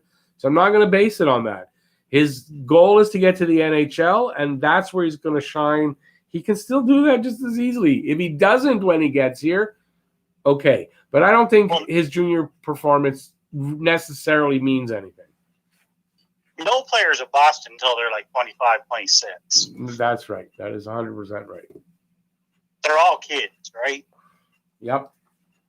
Okay, let me read a couple of comments. Yeah, go ahead. If Canadians trade Caulfield, my favorite team will be the Red Wings. Yeah, I kind of feel the same way, Lucas. Not that I'll always be a Habs fan, but I'm going to be mad. I'm going to be mad. Caulfield is a guy I really want to see here in Montreal, not some other team. Even if that trade wins you a cup this year? But the thing is that it's not proven that it will, just as he's not proven that he'll be great. It's not written in stone. So it's still a chance. And I really want, we need that shot. We need that guy to be here and have that shot. Yes. So anything we can do to get that, sure, trade for Line A, then move Caulfield. That's okay because you got another guy with that shot. Pasternak. Can you get Pasternak? No. So this is our guy. How many guys are we going to get with a shot like that, with potential like that? Shamir here made an excellent comment. He said, if he continues to play like this in the Laval, Montreal, then in Montreal, we should be concerned. Shamir, that's my concern. That's exactly what my concern is. I don't know. I didn't think Caulfield was that amazing with Jack Hughes. I don't think he's that amazing this year. I just never really thought the kid was that amazing. I think it's just a lot of media hype behind him because it's Montreal. I don't think so. Other part of it is because he played in a great program with the U.S. national team, right? And then he's great players. Okay, but wait a second. Montreal's putting together a fucking good team. He could be coming to a good team, and that will help. It's what I said. I think they're building a team that is going to be good for a player like that. They'll be able to bring in another small guy because they've gotten so big, and this shot is something else, and they'll make space and time for him. That's my opinion. I don't know. I want to see Caulfield here. Yes, am I concerned? I'm a little concerned, of course. But does it really mean anything? It doesn't necessarily. So am I going to worry about it? I don't really want to. I just want to see him here with a Habs uniform on. So, yes, that's how I look at it. I'll cheer for him when he has a Habs uniform on. Until then, I'll be speculative on him. I know he's not Corey Perry to you, so you don't have anything necessarily against him like that. So, except he shoots for the head, I get that, but I don't know. I just want to see him here. He's one of those guys. I don't know if it's a gut feeling, and I mean I know I could be wrong, but I think he's going to be a good one. We need that type of shot.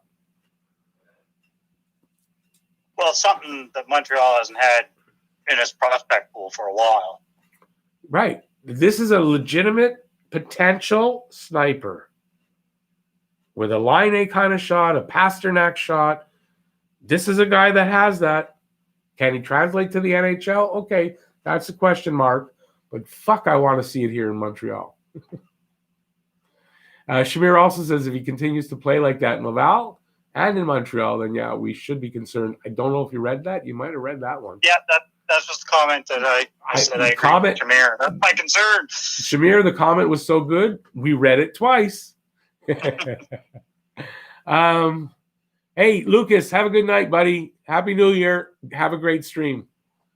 Bob Cannon, I'd like to say Mete, but it might take Sherratt and Paling in a third. Yeah, Mete, if you're talking about to get Dubois, I don't think Mete is, no. I don't think you can include Mete to expect a lot of an impact in a trade. Mete would be more of a throw-in. Yeah, he's an add-on. Yeah, I don't think he has a lot of value right now as a trade piece, but I still like him, and I think he has value to the team. And I think at his age, he's not a bust, and I'm more than willing to give him another year.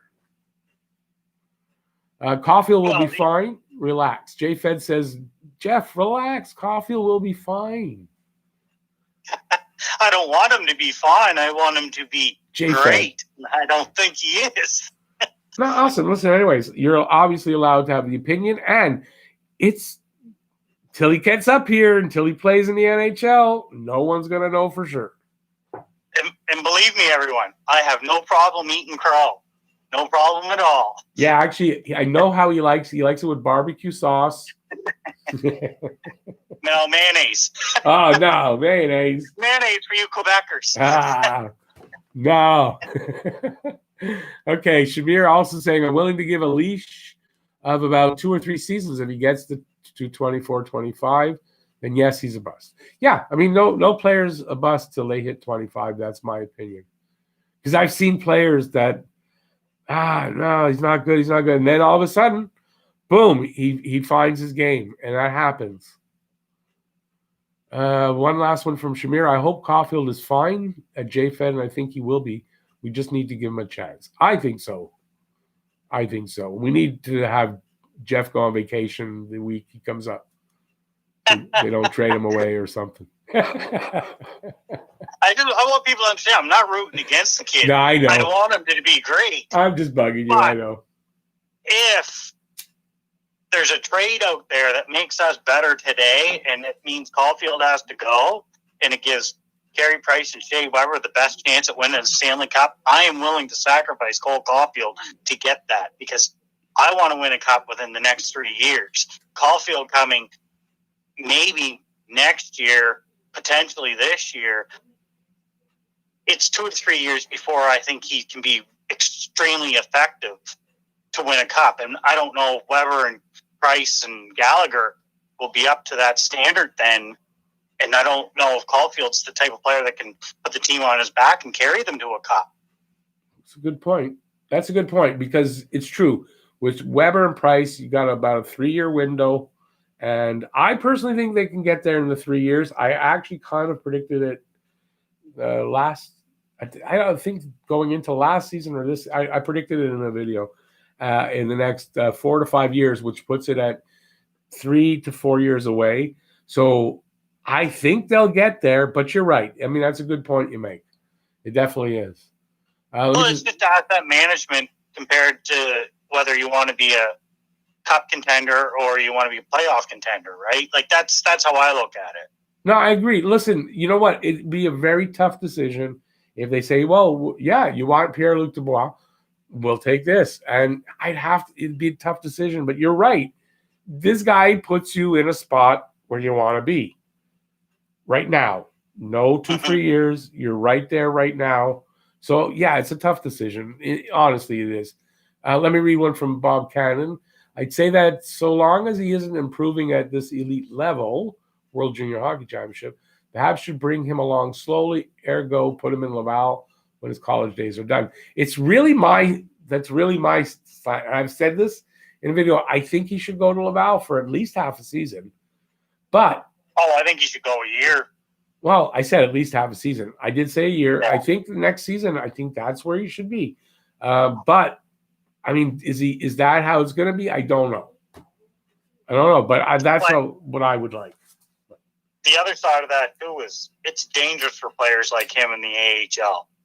There's a lot of career AHL guys that'll It's take true. shots at someone like him. That's true. So maybe on the big team with the size that they have, the toughness that should be there now, it could be a place where they can keep him insulated enough to have a good season.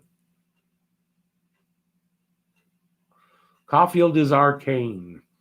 Caulfield won't be traded. I don't see Caulfield being traded. I really don't. Well, I think it depends on the deal and the player you're getting back. Well, okay, I'll say this. Bergevin did say Romanov, Caulfield, Suzuki, they're untouchables, right? Now, that could change. Now that somebody like Dubois is available, I get that. That could be. But he did say that. So. And that's GMs say that stuff all the time. I know. It just raises players' stock, right? It does. I know it's kind of a political game almost, but yeah. Listen, I don't think they'll do it, but you make some really good points. I gotta admit. Let's read another one. Did you see his backhander goal in prelims? Sick shit. He said it is. He was falling backward, so he's sort of falling backward, falling down on his knees, and he put a backhand shot. And I don't care. You want to say that was luck? I don't believe that. That puck went where he wanted it to. No, that wasn't luck. He's got such control with the puck on his stick. It's sick. That way, he's elite. I see 12-year-olds doing that stuff. I don't care. I think. Right? I think in that way he's elite because I don't see too many NHLers that can do some of the shots this guy can pull off. So the thing is, and you make the good point to that. The thing is with him, can he get open? Because he just needs a second to be open, and he's got a lightning fast release. That's really all he needs. Puck goes where he wants it to. Now, does he score every time? Of course not. But, no. He just needs to get open for minutes. I mean, for seconds, right? But can he in the NHL? So I think that's the only concern, really. The shot is there, right? It's the size. So that's why I'd like a year, maybe not in the NHL, to build up. Like Jack Hughes, they said, put on 14 pounds of muscle. So that should be interesting to watch. That's something that Caulfield's going to need to do, right? Muscle up top, muscle on the... Sorry? Remember last offseason, we were all excited because KK put on 10 pounds of muscle? Well, but that's what they need to do. And look at the difference in KK with that added muscle. Yeah, but it wasn't good at first. He didn't know he couldn't fit into his own body. Well, didn't know what to do out there. But Hughes doesn't have that height that KK has. So he might not have the same problem. Because Suzuki also put on some weight, and he had no problem with it because he's shorter. No. So you got to admit, the height difference can make a difference getting used to that bigger body. The thing with Caulfield is like what he did there, that backhand, like that was an amazing shot. But the difference between guys 20 years ago and guys today is they're 12 years old practicing that stuff in Pee-wee, right? Like it's crazy what kids can do with the puck now. And guys years ago could do that stuff too, but they couldn't do it in a game. These kids now are coming along, and they can do it in a game. I know. There's so much more talent out there. I just want to say one thing. Shamir Lucas, reserve for Habs, would love you to go to his stream for a second so he can make you a mod. In case you don't see the comment, I just want to make sure you see that. Oh, me? No, it's for Shamir. Oh. And Shamir said, Melnick, before it goes away, Melnick admitted recently to doing something that a couple of years ago, knowing full well they would be traded shortly afterwards. I'm not sure what he's talking about. You? Sorry, I wasn't listening. I was just reading Bob Cannon's comment here, and I like it. Read it. For me, regarding Caulfield, he hasn't played Canadian junior system, which I think is above U.S. college, so it would be a big learning curve for a player like that to step right into the NHL. Bang, he's right. Wait a second. I don't know. Okay, here's from what I've read from some of the experts, I guess you'd call them, right? I don't know that I agree with that. Most people seem to think the junior system here is not necessarily as good as the college system, or that they're equal as far as development. What Caulfield's advantage is he played in the U.S. development system, which is right now probably the best development of talent in the world.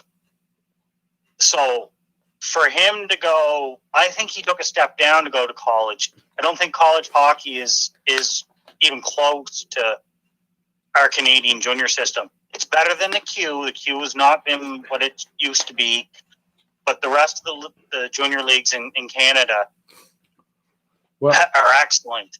And I think they're better than the college system in the U.S. That's fine, but it won't help him this year because OHL, where he would be, is with the Sault Ste. Marie Greyhounds. They are not playing; they're on hold. So they're not playing, no. Yeah, so it won't help him this year. So the Q's not up to snuff anymore, but the rest it's getting a little better. It's getting a little better in the Q, but you're right. The Q is probably considered the weakest of the three CHL leagues. Oh yeah, and they prove it every year at the draft. How many players from the Q don't get drafted where they think they're going to be drafted or don't get drafted at all? Like, yeah, it's crazy. Yeah, like sure, Lafreniere went first overall, but there was a lot of kids that fell in that draft from the Q. Yeah, I mean there was a few that didn't, but no, I agree with you. The Q is not the best of the junior leagues. That's for sure. Okay, let me read a couple of comments. Chris, I think our stock in KK and Suzuki is a problem. They were hot for 12 games, not stable. No, this, I'll agree with you. It was a short sample size. Now, I think personally, I think Suzuki going to be fine. I don't think the confidence in Suzuki doing well this season is really in question. It's KK that we're not sure because of the bad season. He didn't have a great season, but he did have a good playoffs. But this way, I'll agree with you. His 4 goals, which were great, 2 of them were really lucky. Right? One went off body while he's crashing the net. Right? 2 of them were kind of like that. So he really, if you look at it talent-wise, he scored 2 goals. So, yeah, it's got to be tempered by that, and I'll agree. But I don't think that's with Suzuki. I don't think there's anything to say Suzuki give you any reason to doubt him. He stepped up his game in the playoffs. He looked really good in the playoffs. I have no reason to doubt Suzuki's going to have another good season and just keep going. But KK, I'll agree. KK is, and I think that's why KK won't get traded for Dubois, is because there's still too much question about him that I don't know that another team wants to trade a big star to get KK only. So I think you got to give up too much to move KK that way. I mean, that's a fair point. I think you can trade KK because there is a ton of upside there. But it's a team. The thing is with KK, he's got youth on his side completely. Like no, he does. Like KK, if he has another bad year this year, he's going to get the Jonathan Drouin treatment where every year they're always young. No, That's you're what right. You're saying about Drouin, right? You're right, but say he goes to Columbus, then the only way he goes to Columbus for Dubois is if Columbus has said to themselves, we are rebuilding. Right? Because he's not, this season, if you trade KK for Dubois, you're not a better offense, especially with Nyquist out. I mean, you're not a better offense. But they're not a better offense if they trade Dubois no matter what. Well, okay, that's not exactly true. That's not exactly true. Bring in Evgeny Malkin, they're not better. Right, okay. But if they can manage a deal where you're getting a guy of, somewhat equal value, they could be just the same. I'm not saying they're going to get better from the trade, but they could be at least the same. They're not going to be if it's if it's Dubois is your center, and now you're bringing in KK, which means moves Domi up to first line, which he's done here, and he did a good job here. And then KK is your second. I don't know. I don't know that they do that. Well, you have to think, though, if they're trading Dubois, then they know that they're kind of like in that same situation of Montreal was for the last few years, where you're not rebuilding, but you're retooling, right? So they're going to retool, and they're going to hopefully get players that are going to help them in a year or two, instead of players that are going to help them in 5 years or 3 years. Like they're looking at someone that's going to get better in a year or two. Which KK kind of fits that bill, right? Yeah. But you're not just giving up KK, you're giving up more than KK. They're going to have to add to that package. But Columbus had they're kind of an upcoming team. I just don't see them rebuilding. And I don't see you trading Dubois and you're not saying, well, we're rebuilding. Or we're retooling. They got nothing down the middle then.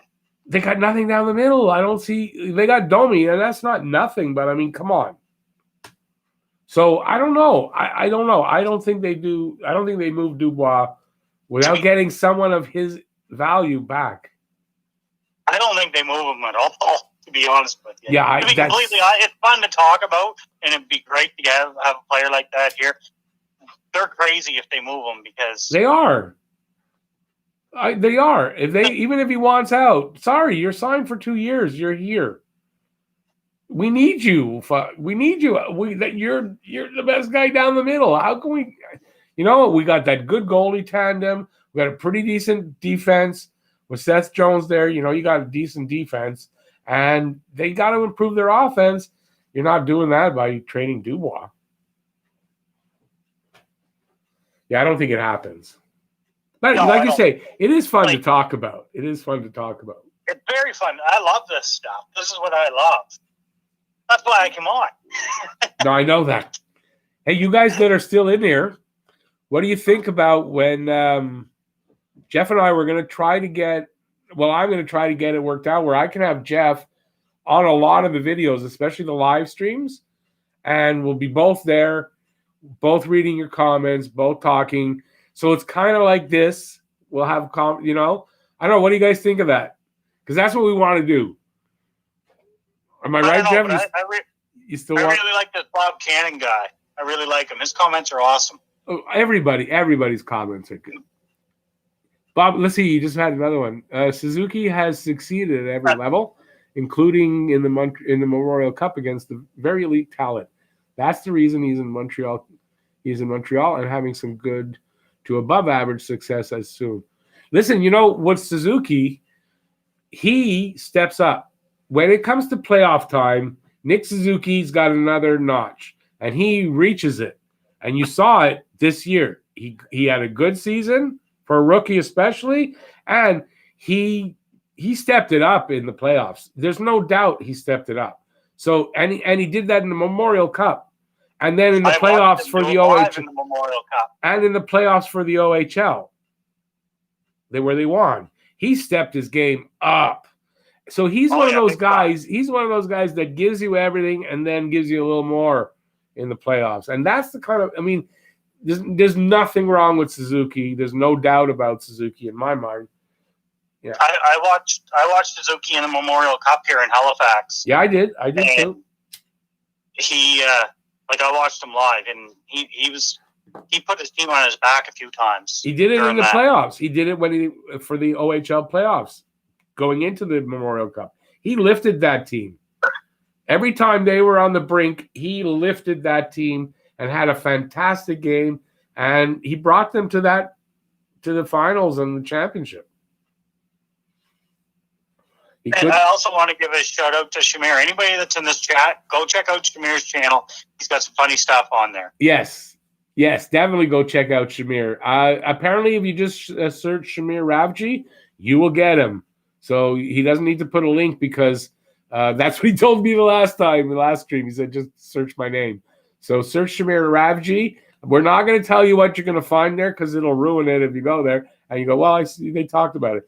Go to Shamir's page. He's got some funny stuff there. And I thought I read a minute ago someone just fell down their stairs and broke their leg. I don't remember where it was, but I thought I just caught that in the corner of my eye. Well, yes. 2020 already hasn't gotten off. I mean, almost fell down the stairs and broke my leg. That's Lucas. Lucas, Oh, be careful, buddy. Hey, listen, be careful. We don't want to hear any bad news about anybody. Please. Thank God. I don't believe in God, so this is all. But you know what's the saying? But thank God it was an almost and not I did. Phew. Chris Bergeron here. Bergeron. Sorry, Chris, I butchered your name. Scottish, Nova Scotian, not French. I've done it a couple times. And I'm happy. I'm feeling pretty good now. He's made some good points here too. I don't see anything on the bottom or where. Oh, there. I lost. No, that's not a point. I lost the fucking filling. Fucking 2020. Okay, no, there's got to be something else. That's not hockey. Okay, wait. Bob Cannon, 42 points in 26 games. Who's that? Who's that, Bob? I didn't see. Suzuki. Oh, right. In the OHL playoffs. Yeah. Yes. He was fantastic. Fantastic. I fell in love with the kid then. I watched him through the playoffs, followed him. I just fell in love with this kid, and I saw some of the things he did, the highlights, and I said, this kid is special. And I don't care what anybody wants to say. This kid does stuff with the puck that I haven't seen before. He's creative and thinks outside the box. It's not completely showing yet in the NHL, but it is starting to. And if he can do some of the stuff that he did in the OHL, he's going to be fucking dynamite. Superstar. Yeah, where's BJK at now? We forgot to thank him for Suzuki. Oh, it's true, eh? Yeah, I don't think he wants to talk. I don't think Louis likes. For Suzuki. I don't think Louis wants to talk about that. He's a good guy, Louis. I like Louis. He's a good guy. He's That's already been good for them, but he was our dead weight. He wasn't going to do what he's doing in Vegas here. Listen, it was one of those good trades. It worked out for them too. They can't say it hasn't worked out. Pacioretty didn't shit the bed or anything. Yeah, that's crazy though. They're looking to trade him already. I think that's crazy, and I don't think they trade him. It's like a box of chocolates. You never know what you're going to get. That's Shamir just wrote that. Don't Your next video? No, don't give it away. Don't give it away. Let the people go over and find it. I laughed my head off when I saw that one. I haven't really been back to see any new ideas, but I see them. I watched a couple. Yeah, I see that. I get the videos suggested sometimes, so I see what he's doing. And now listen, everybody, go check out Shamir. And listen, not only just check him out, go and subscribe. Shamir's just starting out. He's only going to get better. I think we might be putting too much pressure on him, but he's only going to get better. Oh no, I'm not putting any pressure. I tell him all the time, nobody's watching, and you got to do everything, and you get better as you go along. No pressure at all. But he's trying to start a channel, so I want to get people over there subscribing. I got to take a time out. I'll be back in a second. Yeah, no problem. You mention my name, you get a good seat, but you're going to be standing, so it's okay. Thank you for Suzuki Vegas. Bob Cannon must give props to Owen Sound Attack. Yes, where he played vast majority of his junior. Yes, he did. VGK is live streaming. That's right, he's on live. We should go do a raid. Not really enough people to go do that, but two great trades that off-season players just needed a change of scenery involving in those trades. Oops, error. Why was that an error? It won't let me show your comment, Lucas. Don't ask me why. Oh, you know why? I guess you're not allowed to. That's like promoting, and it won't let me unblock that. Where he said, subscribe to Shamir, everyone. Subscribe to Shamir, everyone. But it won't let me unblock it. Sorry, buddy. Nothing I can do. Shamir, you know what you just said there? That's the most important thing. You're having fun doing the vids. When you're starting out, that's the most important thing. Because if you're not, It doesn't. It won't go. It won't. You won't last. If you're having fun, you can always because the beginning it's hard to get the subscribers, right? So you can always just fall back on the fact that you're having fun doing them. You're getting better with each video, right? Everything, the writing, the film, everything gets better, right? And that's all that matters. You're having fun doing them, and if success comes, fine. And then when you get to the level where you want to be, then you know it's going to come, and you'll have a base of people. Anyway, the most important thing you said for a creator of any kind for video is you're having fun doing the vids.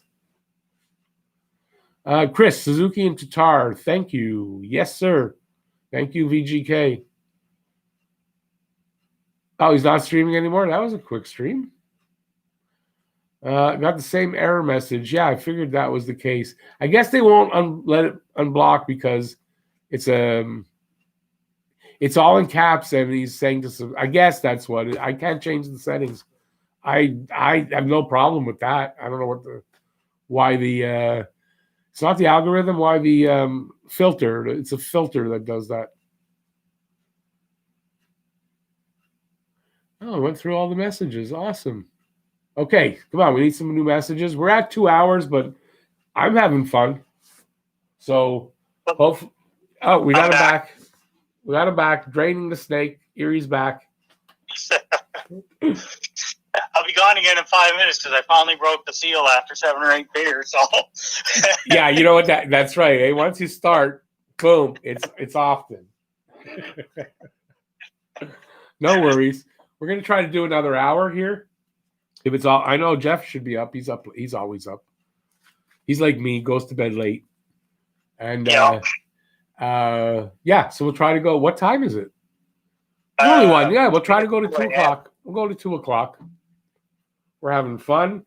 Where were we? I don't know. What do you guys think? Do you like this? No? Maybe? Yeah, okay. So the people in the room, there's 6 other than Jeff. And, well, I don't count in the numbers. Do you guys like this as a way?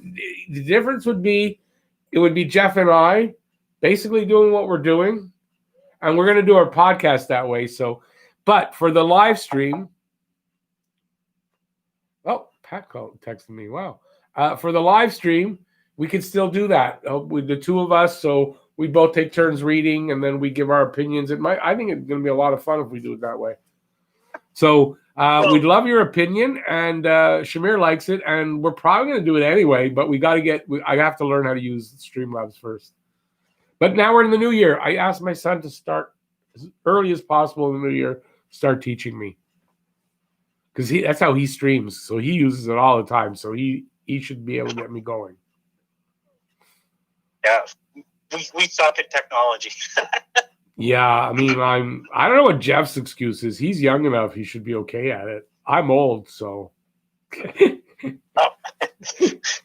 know what? You know what, though? I come from the time of Minesweep, all right? No, exactly. You know, when I started to use computers, we had one of those little Apple, those little all-in-one, little ones. Started there. I knew nothing. Then we got into the PCs, but over the years, like I'm doing this channel and things come up, and I figure it out eventually. I've been okay. It surprises the hell out of me, but in general, no, I get lost with technology. I really do. Shamir just made a comment saying, I still remember using a rotary phone. We have one. Well, yeah, rotary phone. On purpose. You guys are young yet. You remember, but not as long as I would remember having rotary phones. Come on, Rick. You still remember the canaries, don't you? Or the pigeons, whatever they were. You send the note. Ravens. We were sending. Ravens, yeah. I remember the phones. They were you put one thing to your ear and you held it and you talked like that. The old phones. I'm not joking. We have a pink one in our living room that's hooked up and it works. Oh yeah. Oh, that's actually. Didn't they change? Maybe not where you are, but I don't think they work here because they changed something with it that it doesn't. The rotary doesn't work. I'm not positive. I could be wrong. I haven't had a landline. I haven't had a landline in 6 years.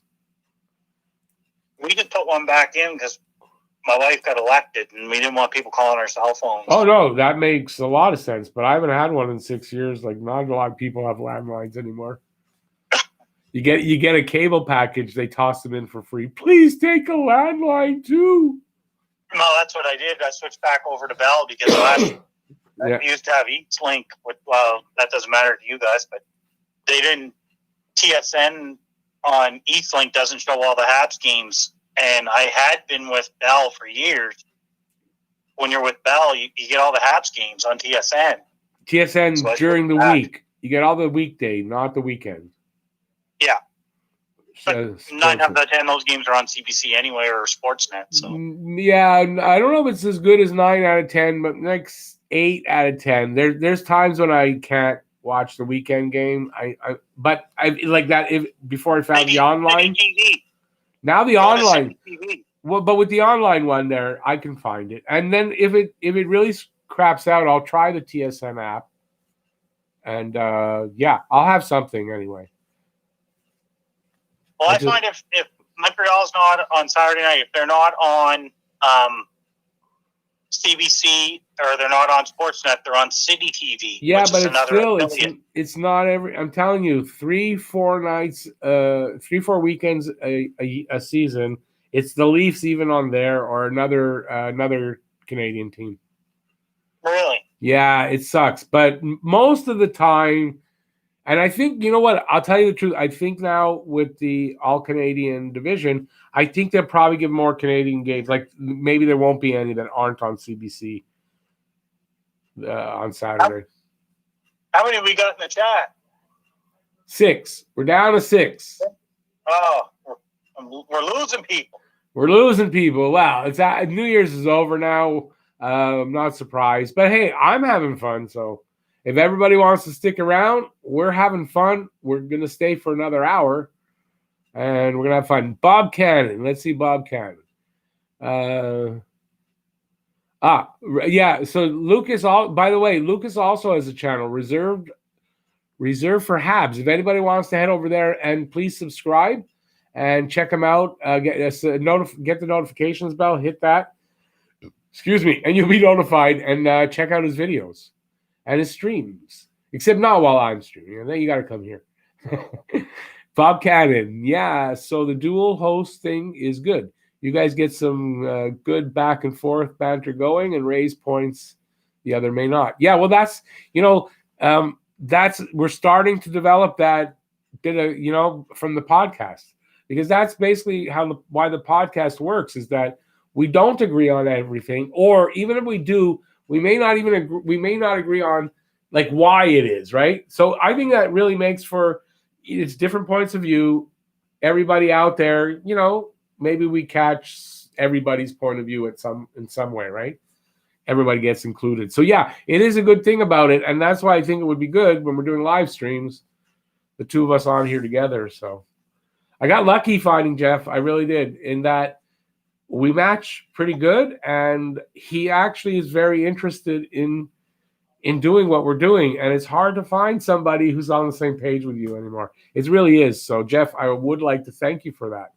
That's something that I actually admire in you, that you kind of committed to it and you haven't tried to back out. We don't always connect every night we'd like to, but he's getting even more ideas, right? You were creative the other day. He's starting to think like a podcaster, which is encouraging for me. I'm happy to see it. What you're telling me is I need to drink more often. Is that what you're telling me? Hey, listen, no, because we did a couple of good ones without you weren't drinking. So no, it's whatever you look. We're podcasting. What's the difference? We're both sitting at home. Oh, okay, when it's on screen, maybe. But I see podcasters doing all different kinds of things. So I think if people like us, they're gonna watch us, as long as we're not doing something like stupid or weird or like morally wrong, which we're not going to be doing. We're just going to be talking. So yeah, I'm glad you guys like it, because I think this is going to be, Jeff's going to join me for a lot more once I get the Streamlabs going, for a lot more of these kind of videos, the live streams, and we might even do a few videos together. collaborate like that. That's a great way to collaborate, and it's all up to Jeff. I'm happy to have another person to talk to. It kind of makes it easier even doing a video, honestly, Jeff. You know, it makes it easy when you have to talk by yourself and come up with everything. Not as easy. It's easy to play off of somebody. Yeah. You know? Well, like basically right now, what we're doing right now is the many phone calls we have before we actually even record a podcast. Yep. When we're supposed to record one, we don't push record. Oh, you don't know how many days he calls me. Okay, we're gonna do a podcast. 3 hours later, we're still talking. We hadn't do the podcast. So That's a lot of true. times that was the reason for the delay because we just talked before. Yeah, it's a problem. And then he calls and I go, okay, well we're not. We're just gonna go over what we're gonna talk about, but we're not talking about anything. We're gonna save it for the podcast. 3 hours later, we didn't podcast. And then we had a whole 2-hour podcast in the can, and we didn't use it. Yeah, I think it was like an hour and 45, and then everything changed the next day. The news, what we were talking about, boom. The next day, it was like kind of redundant to put out what we had recorded. So, I imagine that happens a lot to podcasters. You get material. Well, we can't really use it. It's too late now. You know what I mean? Yeah. Because you could record a podcast, and the next day, the stuff you're talking about, it all happened. It's all different, or whatever. It all changed, and then, well, if I put this out, we sound stupid. So it happens, but it's fun. It doesn't matter because it's fun when we podcast. We only got 3 of us in here now. No, I'm seeing 6. You're 1, so it's 5 other people. But let's read some of the comments here now. Whoops. Messenger pigeons, Bob Cannon says. I find that in Toronto market where I live, TSN shows a fair number of Habs games, but often we get Philly or Bruins games a lot. I think that's the association with ESPN. Yeah, here we get all the weekday games on TSN, and then any weekend games are on Sportsnet. I hate Sportsnet. I don't like their people. I don't like the whole. I think TSN just does a way better job. The people are nicer. I just like it much better. The only people on Sportsnet I like are Brian Burke and Ken Reed. There is a couple of, but in general I don't like watching McLean anymore. I've lost so much respect for him. I don't like their intermission show. It's stupid. The first one especially. I find it. The guy actually I like on there is Bieksa. No, I don't even really like him a whole lot. I do. I actually like the way he talks. I like his point of view of the game today. I actually, this is probably the only one on that little group that sits at the table that I like. And they have the old man back. They have Brian Burke come in every now and then. I like Brian Burke. I like Nick Kiprios too. No, I don't like Kiprios. I don't like Kipper. No, don't like him. No, he's just a guy trying to make himself relevant. I like him. Like I find he has good insight sometimes. Like it's hard to argue with someone that actually played the game. I'll give you that. It just I don't like him. Something he did recently that I lost a lot of respect for him. And I don't mind McLean that he usually works with. I like him too. Who? Kirk McLean, the goalie? No. What's his name? Was it Bob McLean? He was a GM for a few years. I think he was a GM in Columbus or something for a little while, or Winnipeg or something. Oh, wait a second. Paul McLean.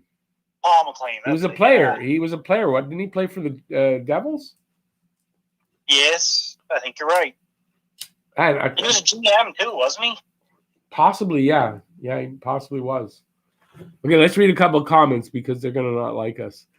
The hockey guy kept saying we'll be getting... Doug McLean. You're right, Smear. That's it, Doug McLean.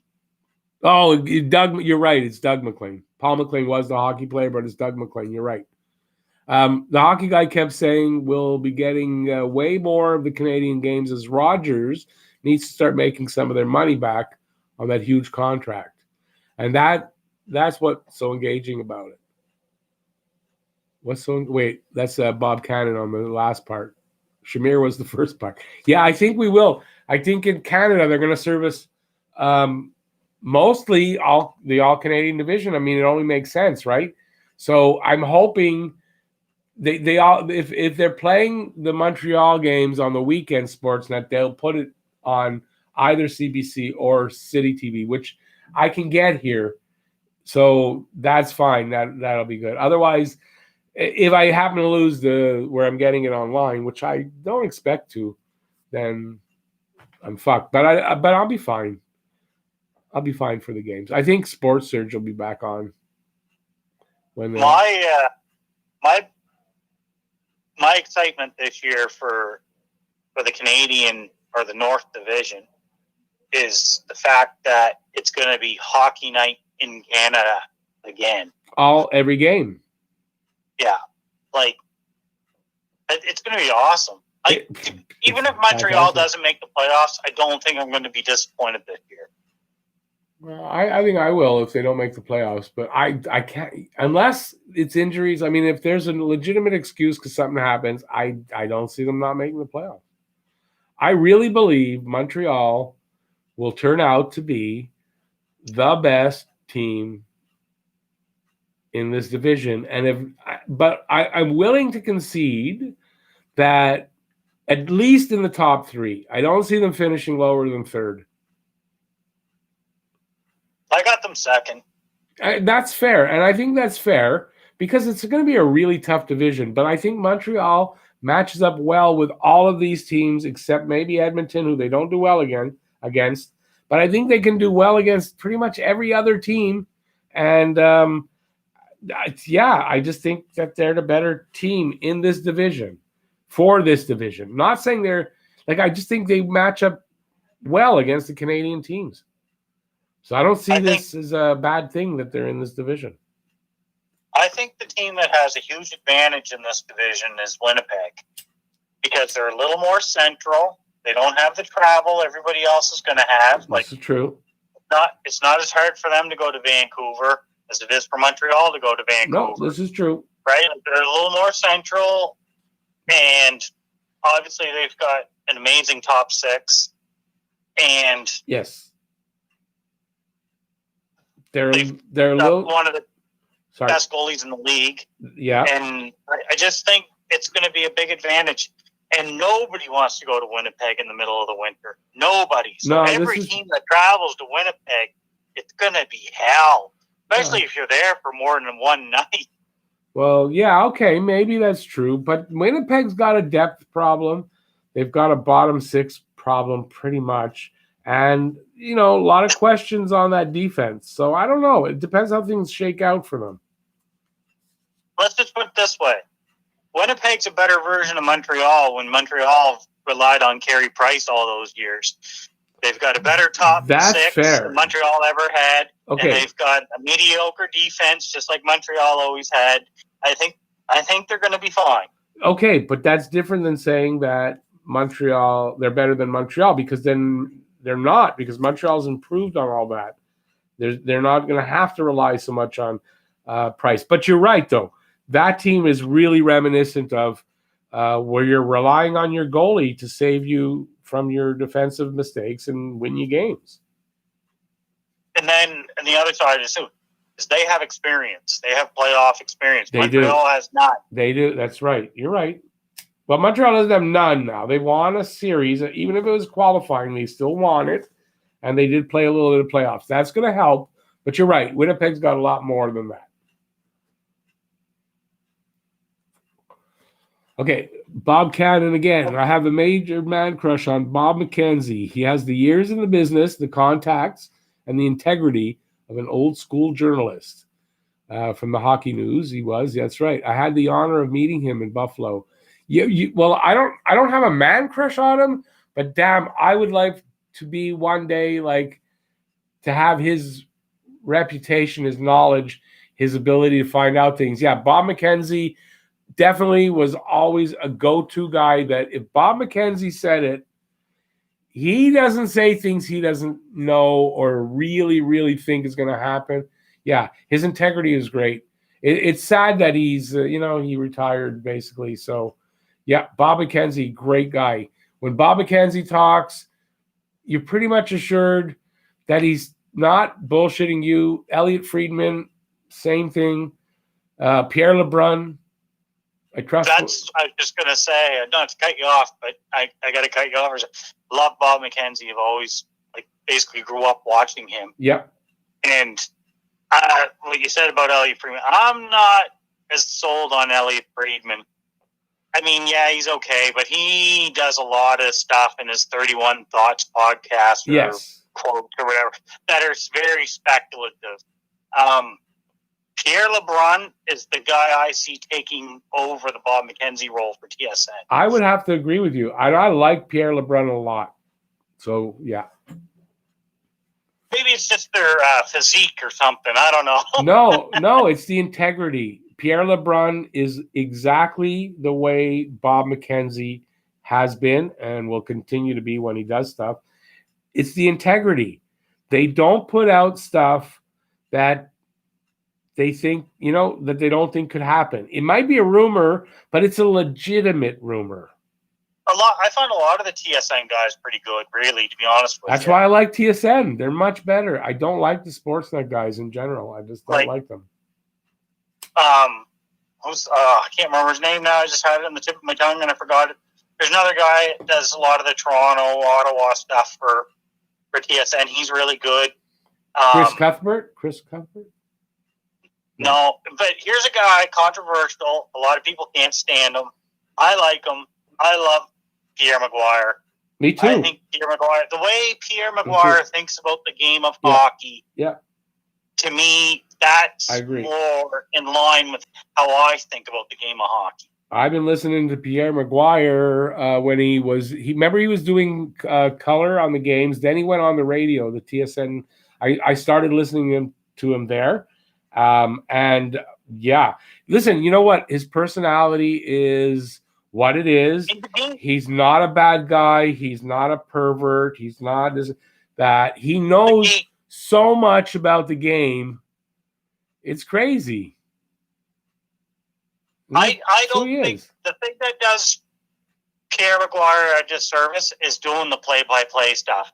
He needs to be doing what Bob McKenzie and them guys are doing. That's what Pierre McGuire needs to be doing. And a few years ago, when I think it might have been when Bergevin got hired, Pierre McGuire was the guy that people were talking about. He was interviewed for the GM job in Montreal. He's the guy I wanted. And you know what? I think we would have won a cup by now if he had been the GM. I'm not going to say that's for sure, but I wanted McGuire. I didn't know anything about Bergevin, but I was a McGuire guy. I was hoping they would hire him because I was always listening to him every day. I would stop. He was on between 5 and 5:30 on Melnick's show on the local station here, the TSN 690, and I almost never missed a Pierre McGuire spot.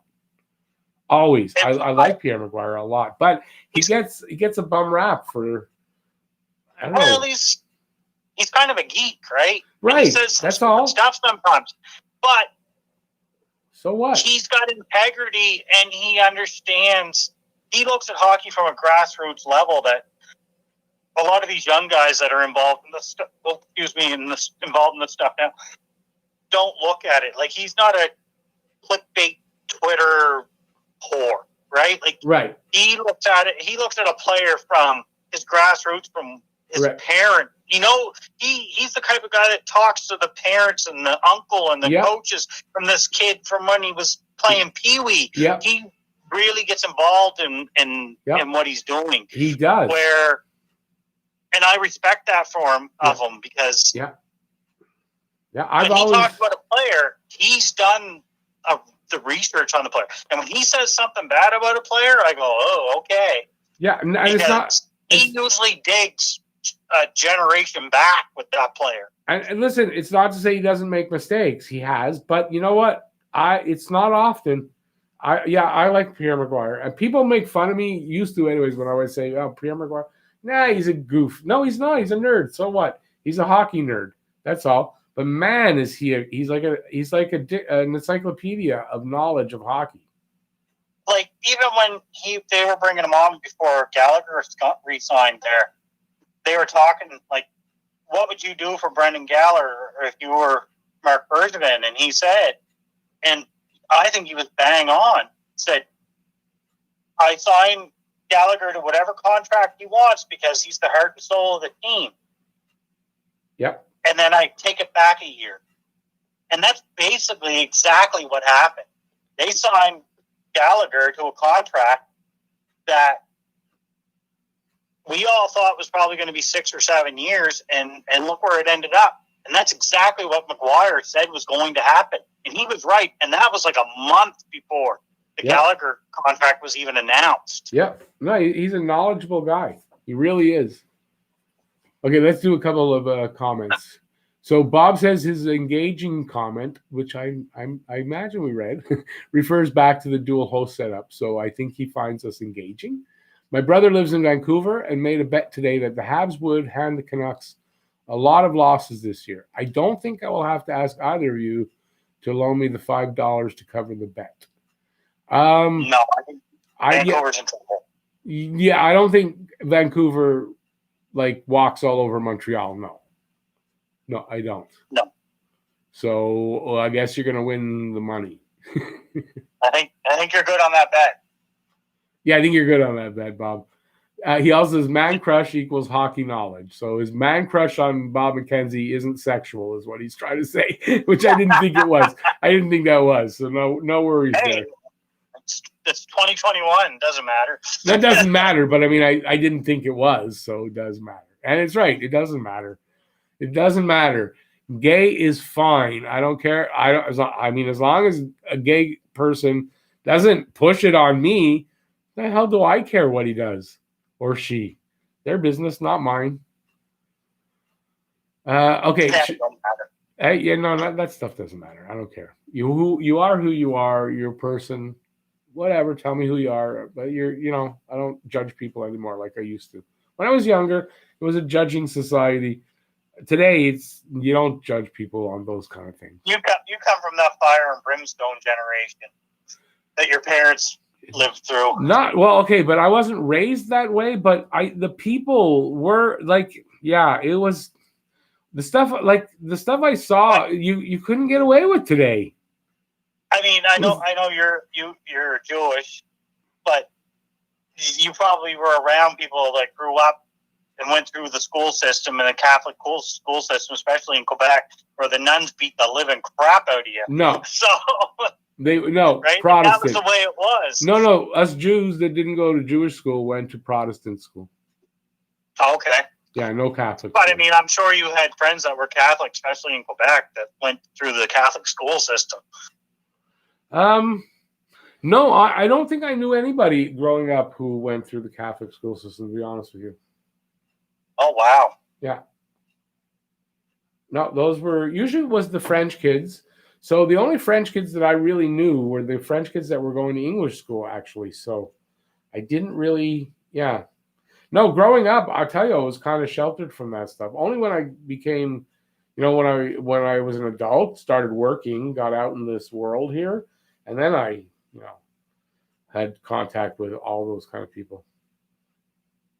But that's why when I say I grew up around a lot of prejudice, that's why, because we were here's some interesting news. I don't know if anybody else, I'm just seeing this for the first time, maybe everybody else hasn't heard it yet, but the NHL or the provinces have waived the 14-day quarantine period for players. Yes, I saw that on Shannon's video today, actually, just before the stream. I forgot to mention it.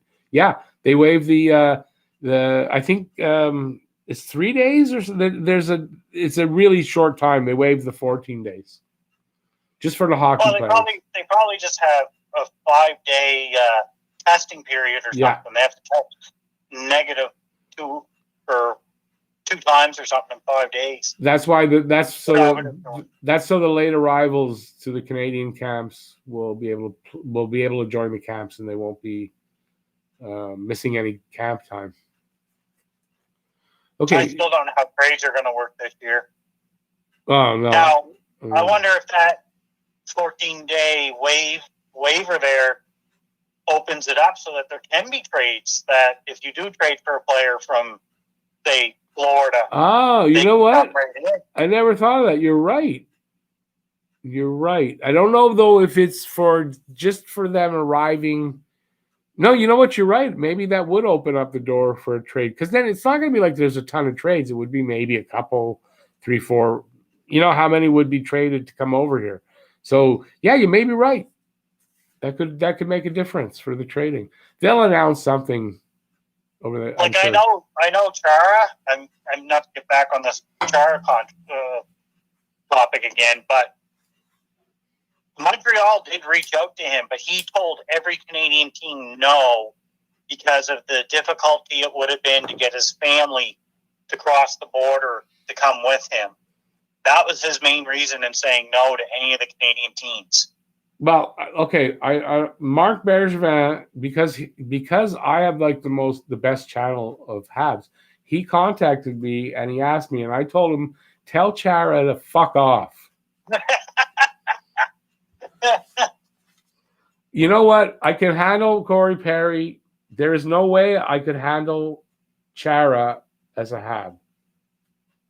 Oh, I think I would have had to take a year off. Honestly, you know what? Honestly, I don't think I can handle seeing Chara in a Habs uniform on the ice. Nope. I'm still mad that the fans cheered him. Me too. Me too. Fuck that. Somebody on Twitter was writing that he understands blah, blah, blah. But if he did come here eventually, everybody would embrace him in the city. And I answered him, nope. No, we wouldn't. As diplomatic and everything as liberal or whatever you want to say, I don't even know what I'm trying to say. I've had a few beers now, guys. Just a few? I don't know how I just couldn't do it. I could not be. I'm having a hard time with Corey Perry. Exactly. There's no way. I just couldn't cheer. I don't see how.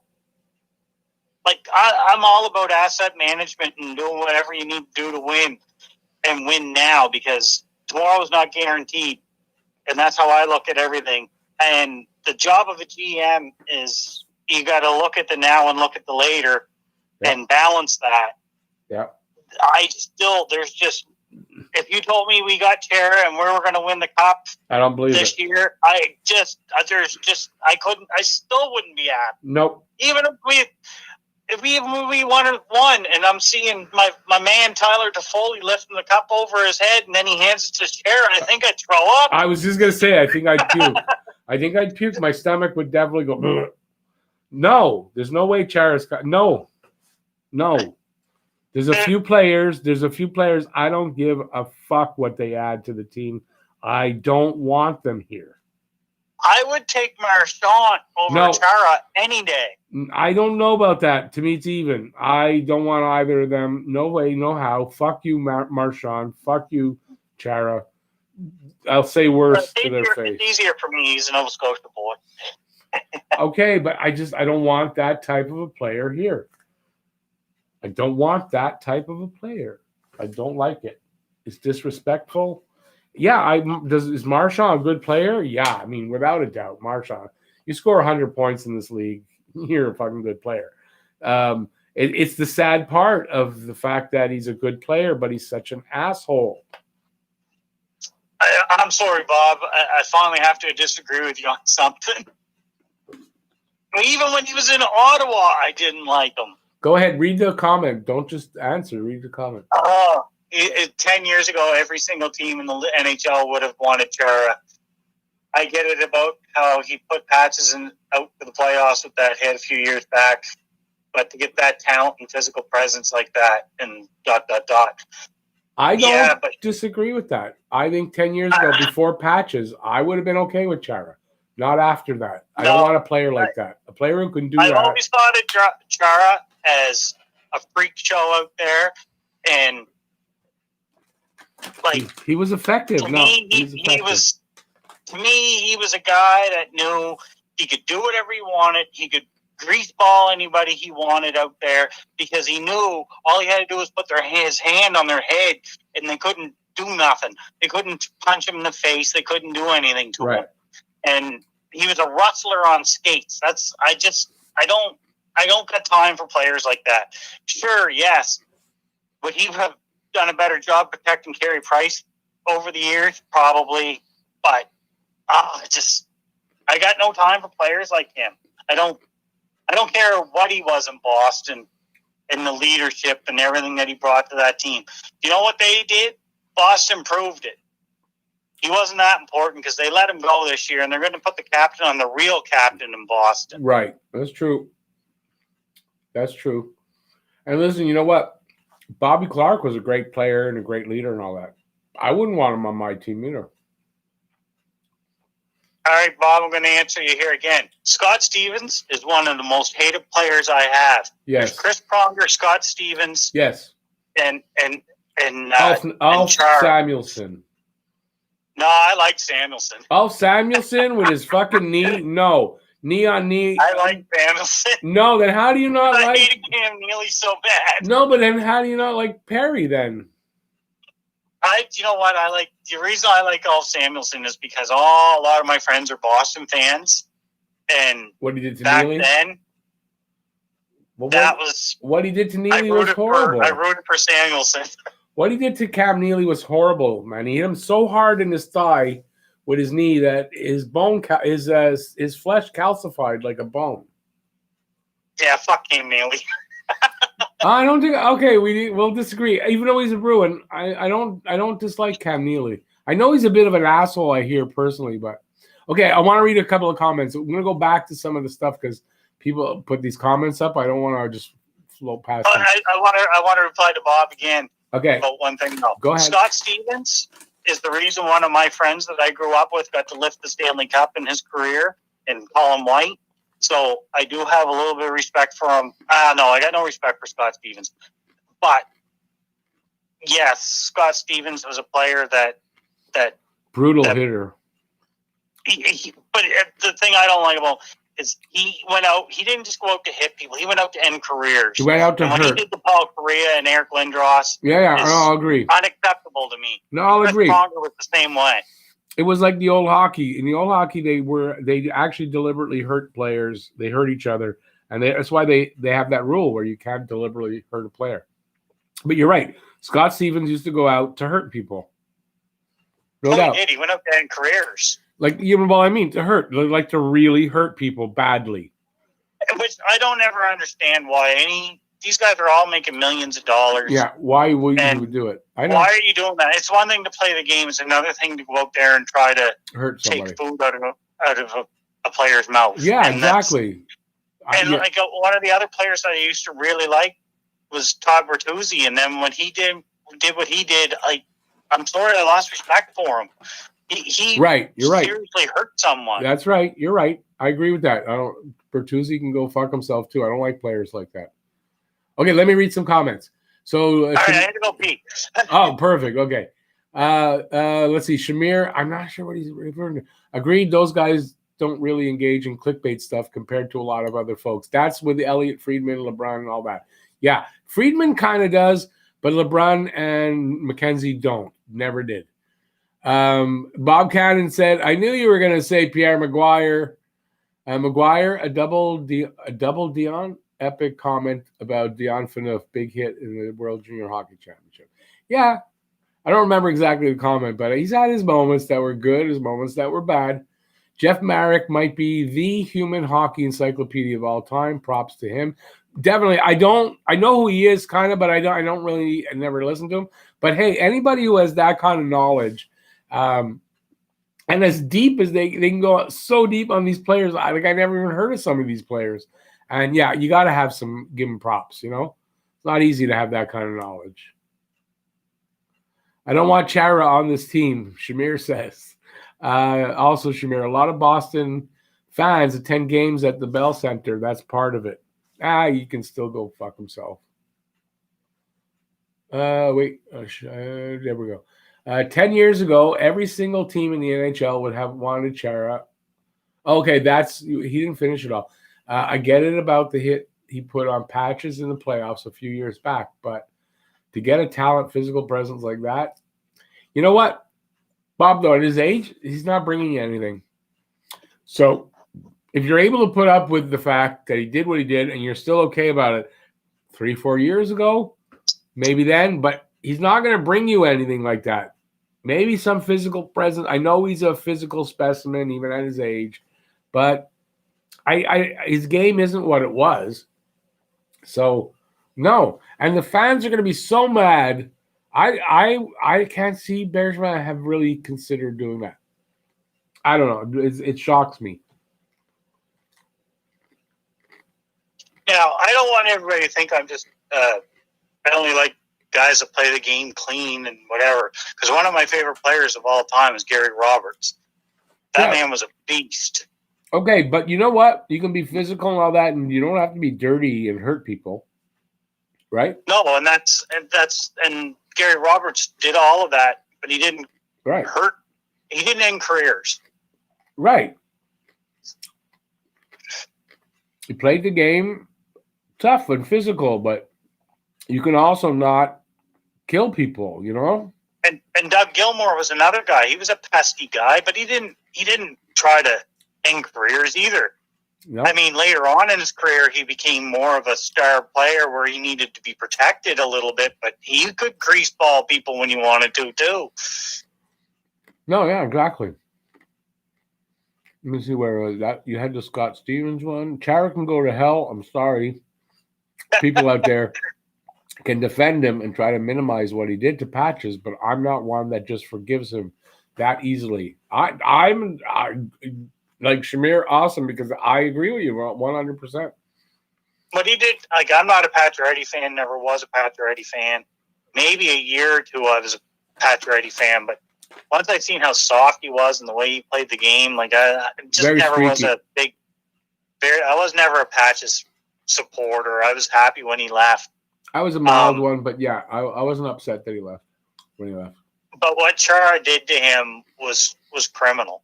It was criminal. Like, he did that on purpose. Yep. Could have killed him. He's lucky he didn't. Yeah. What he did to Pacioretty was no different than what Bertuzzi did to Moore. Yeah. It was an attempt to hurt somebody. You're not allowed to do that. Okay. And another player that I used to really like was Essatikkanen. Yeah, he was a pest. Crazy. He was a pest, but it was mostly like verbally pesty. He was a talker out on the ice, from what I understand. Oh, he was a trash talker, and he was greasy too. I'm not against greasy players, and that's the one thing about Corey Perry that I don't mind is he's greasy. I just don't like how. My problem with Corey Perry is just the way he targets goalies. And that's the one thing that bothers me about Gallagher. I don't like someone that's falling all over the goaltenders all the time. The goalies are in vulnerable positions, and their hips and their knees are so important. And you got these guys falling on you all the time. It drives me nuts. Like, there's no need of it. Yeah. And then when they pretend they're not doing it on purpose, that's the other part of it that drives me crazy. If you're doing it, fine, admit to it, but don't get mad when you get a penalty for it.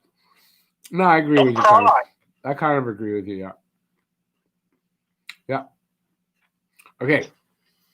Bob Cannon says, I think this is about Chara. He's 43 years old and wouldn't accept a bottom pair role with the Bruins, so they told him to get lost, which is probably what happened. And he said, I love Stevens. Bob Cannon, keep your head up with Stevens on the ice. Well, yeah. If you don't keep your head up he was a brutal hitter. So, yeah. And I was also a huge Bob Probert fan growing up. I love Bob Probert. Yeah, one of the best, maybe the best fighter ever. Yeah, but he wasn't just a fighter. He could do whatever he needed to do out there. He was very talented. He had some good seasons. Pigeonholed into being a fighter. He had some good seasons. 1 year, 29 goals, 33 assists. He had 20 goals, or he had 20-plus goals, I think, 3 or 4 times in his career. He was a good player, but he was tough. He was the toughest, maybe the toughest fighter ever. No, Wolverine, I got lots of beer left. We'll be here for a bit yet. If you're gonna answer questions, you got to read them out. He just said, I'm back, but you're probably almost done. Yeah, at least another 20 minutes. Bob, I agree. Bertuzzi played for Guelph, my hometown, and was a god here in Guelph. I hated his thing with Vancouver and Naslin. It was disgusting. No, I know he can't do it now. I was saying 10 years ago about Chara. There's no place for Chara in the current Habs. No, there's no place. I don't care there's no place. We don't need a guy like that. I don't think he contributes any. This what I said about Kovalchuk. We talked about this, me and Jeff. Compare Kovalchuk with Perry. But the thing is, Perry can do stuff. Perry can still have value, can help you. I don't see Kovalchuk doing that.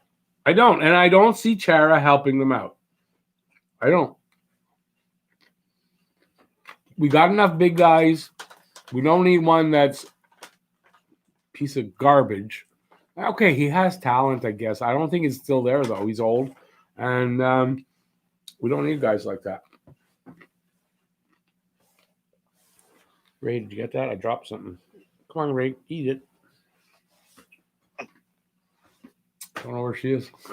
So what do you guys in chat there? Let us know. What do you want us to talk about? Give us a topic. You think Pacioretty gets overrated? Wolverine, he thinks he does. Pacioretty's way overrated. Not now. He was overrated in Montreal. Yeah, I think he's doing better with Vegas than he was the last couple of seasons with Montreal. Pacioretty can't be your star player. He can't be your main guy. He can't drive the offense. He doesn't. I mean, I hate to say, like, these guys play their whole life to get to the NHL and make it and be stars in the NHL. So I'm not going to criticize any player, but Pacioretty just never seemed to have the guts or the heart. And I don't mean that with disrespect, even though it sounds disrespectful, to be the player that he wants to be or that he was credited as being. Like, if you put Gallagher's motor in Pacioretty's body, Pacioretty would have been unstoppable. Oh God, yeah. I mean, give Gallagher 3, 4, or 5 inches. He's going to be him up. Wow. So, yeah. But he wasn't a leader. He wasn't a leader, and very streaky player. And he wasn't captain material. Don't know why they made him captain. Well, he wasn't willing. And it's no knock on the guy. He's not the player that we needed him to be. He wasn't the guy that was going to go into the corner and fight for the puck. No. He's the guy that was sitting there waiting for it. Yeah. When we had a team full of guys that weren't going to go in the corners to get the puck. Yeah, that was a big problem then, right? Nobody was really willing to go and fight along the boards or in the corners. No, we had a couple guys, Mechanic, Giunta, like, those guys they'd fight tooth and nail for a puck, but they were midgets. Yeah. Montreal's finally not midget. You know why Pacioretty had his best seasons? Because Desharnais would go into the dirty areas to get the puck. Little Desharnais. And that's why Desharnais not even a great player. And I said he made Pacioretty better. Well, you know what? You got to give Desharnais some credit there. Yeah, he's not a great player, but man, he worked and he made Pacioretty a little better. Because Pacioretty missed Desharnais when he left or when they moved him around. He needed Desharnais. Yeah. And Pacioretty was very streaky scorer. John A., it's no doubt going to be Patrice Bergeron. Who else would it be for the Bruins? That he has to be the captain. You got to read the comment. The captain, in my opinion. You got to read the comment out. You didn't read the comment out first. Oh, sorry, John A. Who do you think will be the Bruins' new captain? Oh, it's going to be Bergeron. Oh, it has to be. Oh, they announced it already. Oh, did they? Yeah, it was a hockey guy. He was talking about it. Going to be Bergeron. I mean, who else would it be? I mean, if it's not Bergeron, something's fucking wrong. I can't even think of anybody else on the team. Bergeron should have had that captaincy over Chara anyway. He's been their best player for a decade. Exactly. And a leader. So no one can say, well, he's a good player, but is he a leader? Yeah. I mean, he's the only Bruin I really respect. That I could say, Bergeron, that's a good guy, good player. I can respect him. The rest of them, I don't know. I don't really like them. Even Pasternak. I have a hard time rooting for any Bruin. Yeah, even Pasternak. No. Yeah, I want his shot. If we could get Pasternak, I would say okay because I want that shot. But I don't really like the player anymore at all. So yeah, Pasternak's one of those players I think gonna have a couple good years and then he'll fade away and he'll just kind of be another 30-goal guy that everybody thinks in hockey polls is going to be their 50-goal guy again. Yeah, but I mean, he's young enough. He's still got 4 or 5 years left with some good numbers. Maybe. He's young. I mean, how old is Pasternak? He's not old. No, he's not old. I just don't see him continuing to put up those kind of numbers. Why?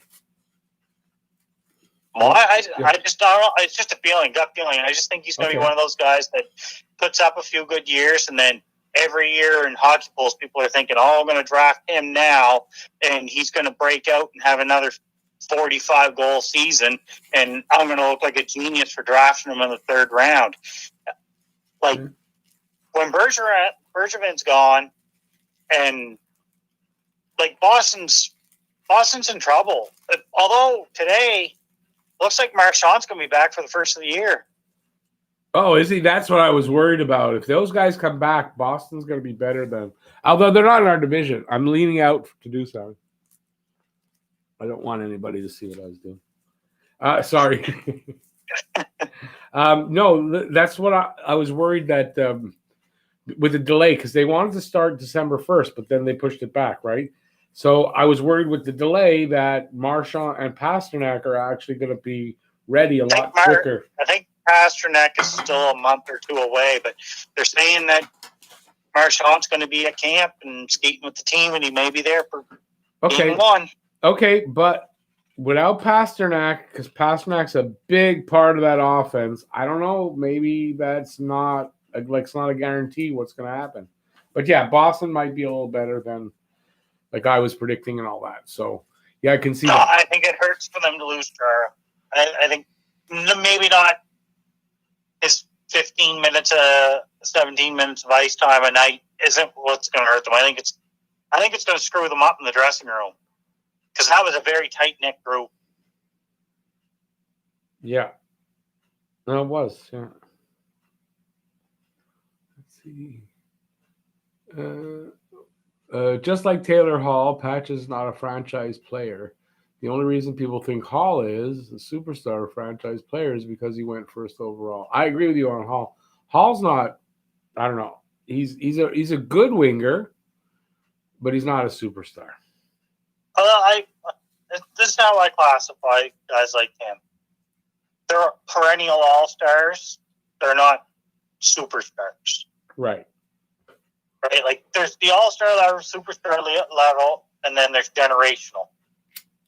Hall is that in between that superstar, all-star level. You can have years where you think he's going to be a superstar, and then he's an all-star. Like, he's not going to have horrible years unless it's because of injury. Well, I think he would have helped Montreal. If Montreal had got him, he would have helped. Yeah. I wouldn't have been upset, especially on a 1-year deal like he signed. Like, no, okay. I wouldn't have been upset. He would have helped, but he's not that. I don't know. He's not a superstar. He's not that. He's overrated. I think highly overrated. It's not his fault he went 1st overall. Tyler Seguin. That was the guy that went after him. Tyler Seguin's not much better than Taylor Hall. Yeah, okay. You're probably you're kind of right. I don't know. I just equate him kind of with a Matt Duchene. Sure, he had a 90-point season, Oh, but no. that's a season. Hall's better than Duchesne. Maybe okay, but I mean in that ilk. But he had a big season with his 90 points, a little more. But that's that. I think that's a career high. I don't think he gets higher than that. I don't think he gets that close again to it. Well, I think that's a pretty safe bet considering he's getting older, and I don't know though. This year playing with Jack Eichel probably will. Jack Eichel's going to get close to 100 points, so somebody's going to be getting assists and goals off of Eichel. Yeah, but if you look at his career and you do the numbers and you average it out, he averages in like the 50-point range. And he always misses at least 10 games, 15 games a season. He doesn't play full seasons very often. Well, Taylor Hall's not the type of player that you bring in to be the guy, right? No. You bring him in because you have the guy. He's the complementary piece. The problem with Taylor Hall is everybody thought he was the guy. Yeah, he's not. They thought he was McDavid. No. The Oilers learned he's not McDavid. No. McDavid's McDavid, and Hall is not, and they couldn't afford both. Well, who are you going to keep? Right. No, exactly. And Hall is just he's a complementary piece to that star. A very, very good one. Yeah, I'm not taking anything away. I didn't say he was no good. I just said he's not like everyone wanted here. Okay, he would help, but he's not that superstar. So if you're saying Montreal is missing a superstar, well, you're not getting that with Hall. But he'd be closer to that superstar than we've had in a while. I think Nick Suzuki will reach that this season. He'll reach Taylor Hall status at least this season. Hopefully. Well, of course, hopefully. That's a lot of pressure to put on a kid. I'm not putting any pressure on him. I'm not saying he can't do it. I'm not putting any pressure. I just said I think he can do that, and I think he does it. That's all. But no pressure on him. If he doesn't, I still think he's going to have a good season. But I see a point a game from Suzuki. I just see a point a game player. Okay, let's do a couple of these comments. Who do you think is the new? No, we did that. I was going to read Wolverines here. I like it because he's comparing Pacioretty to Taylor Hall. Okay, but let's get Phil Kessel. Okay, but wait, we'll get to it. Phil Kessel. But wait. We're gonna get to it. We got because I know you're seeing on the bottom, but we'll get to his. I just want to read a couple of others that are ahead of him. There's like two that are. There's just one ahead of him. So let me read it. It's from John A. Would you guys like to have seen Kovalchuk resigned, or is he a liability at this point? I don't know. He's not coming back. He's going to the KHL. He won't be coming back. But no, I'm glad. I'd rather have Perry. Kovalchuk I don't see him bringing anything. Maybe power play specialist. That's it. I would have probably rather Kovalchuk over Perry, but I understand what Perry brings and what Kovalchuk doesn't bring. Yeah, he doesn't bring what Perry brings. And it would have come down to the money for me more than anything. If Kovalchuk is willing to take that league minimum and Perry wasn't available, I would have had no problem with Kovalchuk coming back on a league minimum. I think if you don't have a top 6 spot for Kovalchuk, he's not going to perform. I think you only bring him in to play third line, fourth line. He doesn't. It doesn't work. He's on your top power play. That's what he would have been there for. Yeah, I get it, but it doesn't work. If you look at his history of playing on the bottom 6, it doesn't work. He doesn't play well. You put him on the top 6, and he plays well. But if he's on your power play, he's put the puck in the net too, though. Hopefully. Okay, hopefully that shot's still there. No, it's hopefully, but I mean, I wasn't really fully convinced. Like with his, even though when he first was here and then he left, I was like, I wanted him back. But in considering everything, I say no. I don't think he offers enough. I don't think he offers you anything. I really don't. Well, boils down to this: is he better than Paul Byron or Terry Lehkonen on your fourth line, third line? No. I don't think so.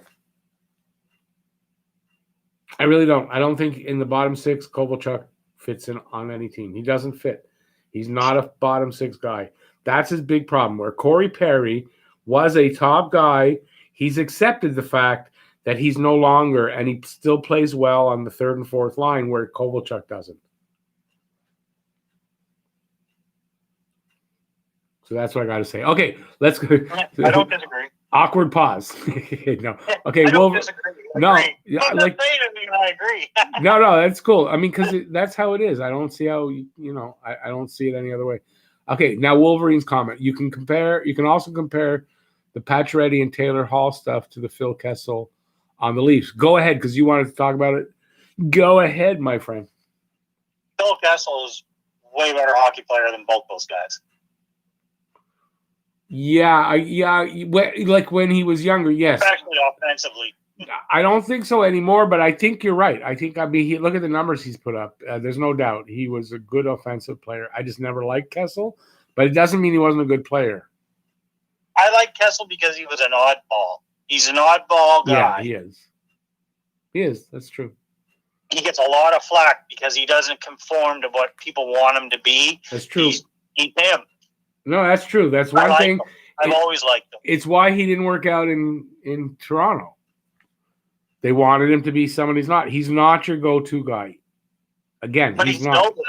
He was still a point-a-game player in Toronto. Because he's a really good complementary piece. But in Toronto, where he was the main guy, it didn't really work out, and he was under a lot of pressure. It didn't work for his game. So he's not your main guy. But man, he is a good you know what I'm saying, complimentary piece. So yeah, I mean, but I don't like Phil Kessel. I just don't like him. I mean, that's just it's like the way you don't like Perry. I don't like Kessel, not for the same reasons, but let's see now. Bob Kessel has 2 cups. Patches and Hall have bagels. Okay, but if they got the bagels at St. Viator Bagel, that's pretty good. St. Viator Bagel. That used to be my great-grandfather. That's why. But you're right. I mean, Kessel has 2 cups. And look at the numbers. I mean, Kessel's used to put up in the 90s, didn't he? Yeah. Yeah, he was regular. And even just a couple of seasons ago, 82, I think, and even 86. He put up numbers. Going to Arizona or Phoenix, I didn't think he'd put up very much. I said it in my video when the trade was announced. I don't think he does anything in Arizona, and he didn't. Do you know what though? If Kessel came to Montreal right now, yeah, he'd be amazing. Problem is salary is too high. But you know what? If you could possibly get Kessel on the cheap and have him there, but he's making too much money. He's making but at least Kessel can still put up some points. I don't think Kovalchuk can produce. Kessel can. A better version of him, though. Kessel can produce. So yeah, as much as I don't like him, I'd be okay with a Kessel now, but not at what he's making. No, his money's way too high. Way too high. But man, you get him for $1 million, a little over $1 million. Fuck yeah. Imagine that experience. I mean, that changes the whole team again. You're getting more experience, a guy that can produce. You can play him on a third line, no problem. He's going to produce. I mean, yeah, I don't like him. Montreal has the leadership to filter or insulate a guy like Kessel. Like they've got Gallagher, they've got Weber, and they've got Price. Yep. Kessel would not be a part of the leadership group of our team. No. He'd be the goofy guy that the reporters would go and get somebody to say something stupid. Yeah. He'd get all the comments. Yeah, the microphone be in his face a lot. Yep. Yeah, like where I once wouldn't want Kessel, but now this thing with Chara came up, and it's like, yeah, I think I would accept Kessel way over Chara. And Perry's here now, so yeah, Kessel would be an option, but the contract is a killer. Oh, that's contract. It's like Arizona would have to eat over half that contract before you even thought about giving them anything of value. Yeah, but he's making, what is he making? Like $6-7 million. He's making a lot of money. Here's a question: would you rather? Well, I would rather Phil Kessel over Jonathan Drouin right now. With this team, this roster going into this year, I don't know. Drew showed a lot of chemistry with Suzuki. I kind of want to see that, but you're probably right. He probably produced better here than Drouin will, numbers wise. Kessel's a win now move. Kessel's what? Say it again. He's a win now move. Yeah, it goes along with Weber and Price. You bring him in here because you're expecting you could possibly win in the next 1 or 2 years. Like, he's the piece you need to make that happen. And I wouldn't disagree. I mean, he's still capable to put up 60, 70 points on the right team. So, he's not going to hurt you. Although defensively, he's not the best player, that's for sure. But I think our defense is good. I think you, like you said, you can insulate a guy like that. Okay. What else we got? Now, we're at the end pretty much, and they're talking about bagels. I love bagels. Don't make me hungry. Don't make me hungry. But we're at the 3-hour mark, so I'm starting to get a little tired. So Jeff and I are going to say goodbye here. Jeff can stay on the phone. We're going to say goodbye. Hopefully in the very near future, you will see not just my ugly face on the screen, but Jeff's ugly face is going to join me on the other side. And we're both going to be a couple of ugly guys talking Habs. No, a couple of guys talking Habs podcast and some video work. So hopefully this is going to be good. Maybe, remember Martin and Lewis? There's a lot of good duos. Maybe we become like that. That'd be pretty cool.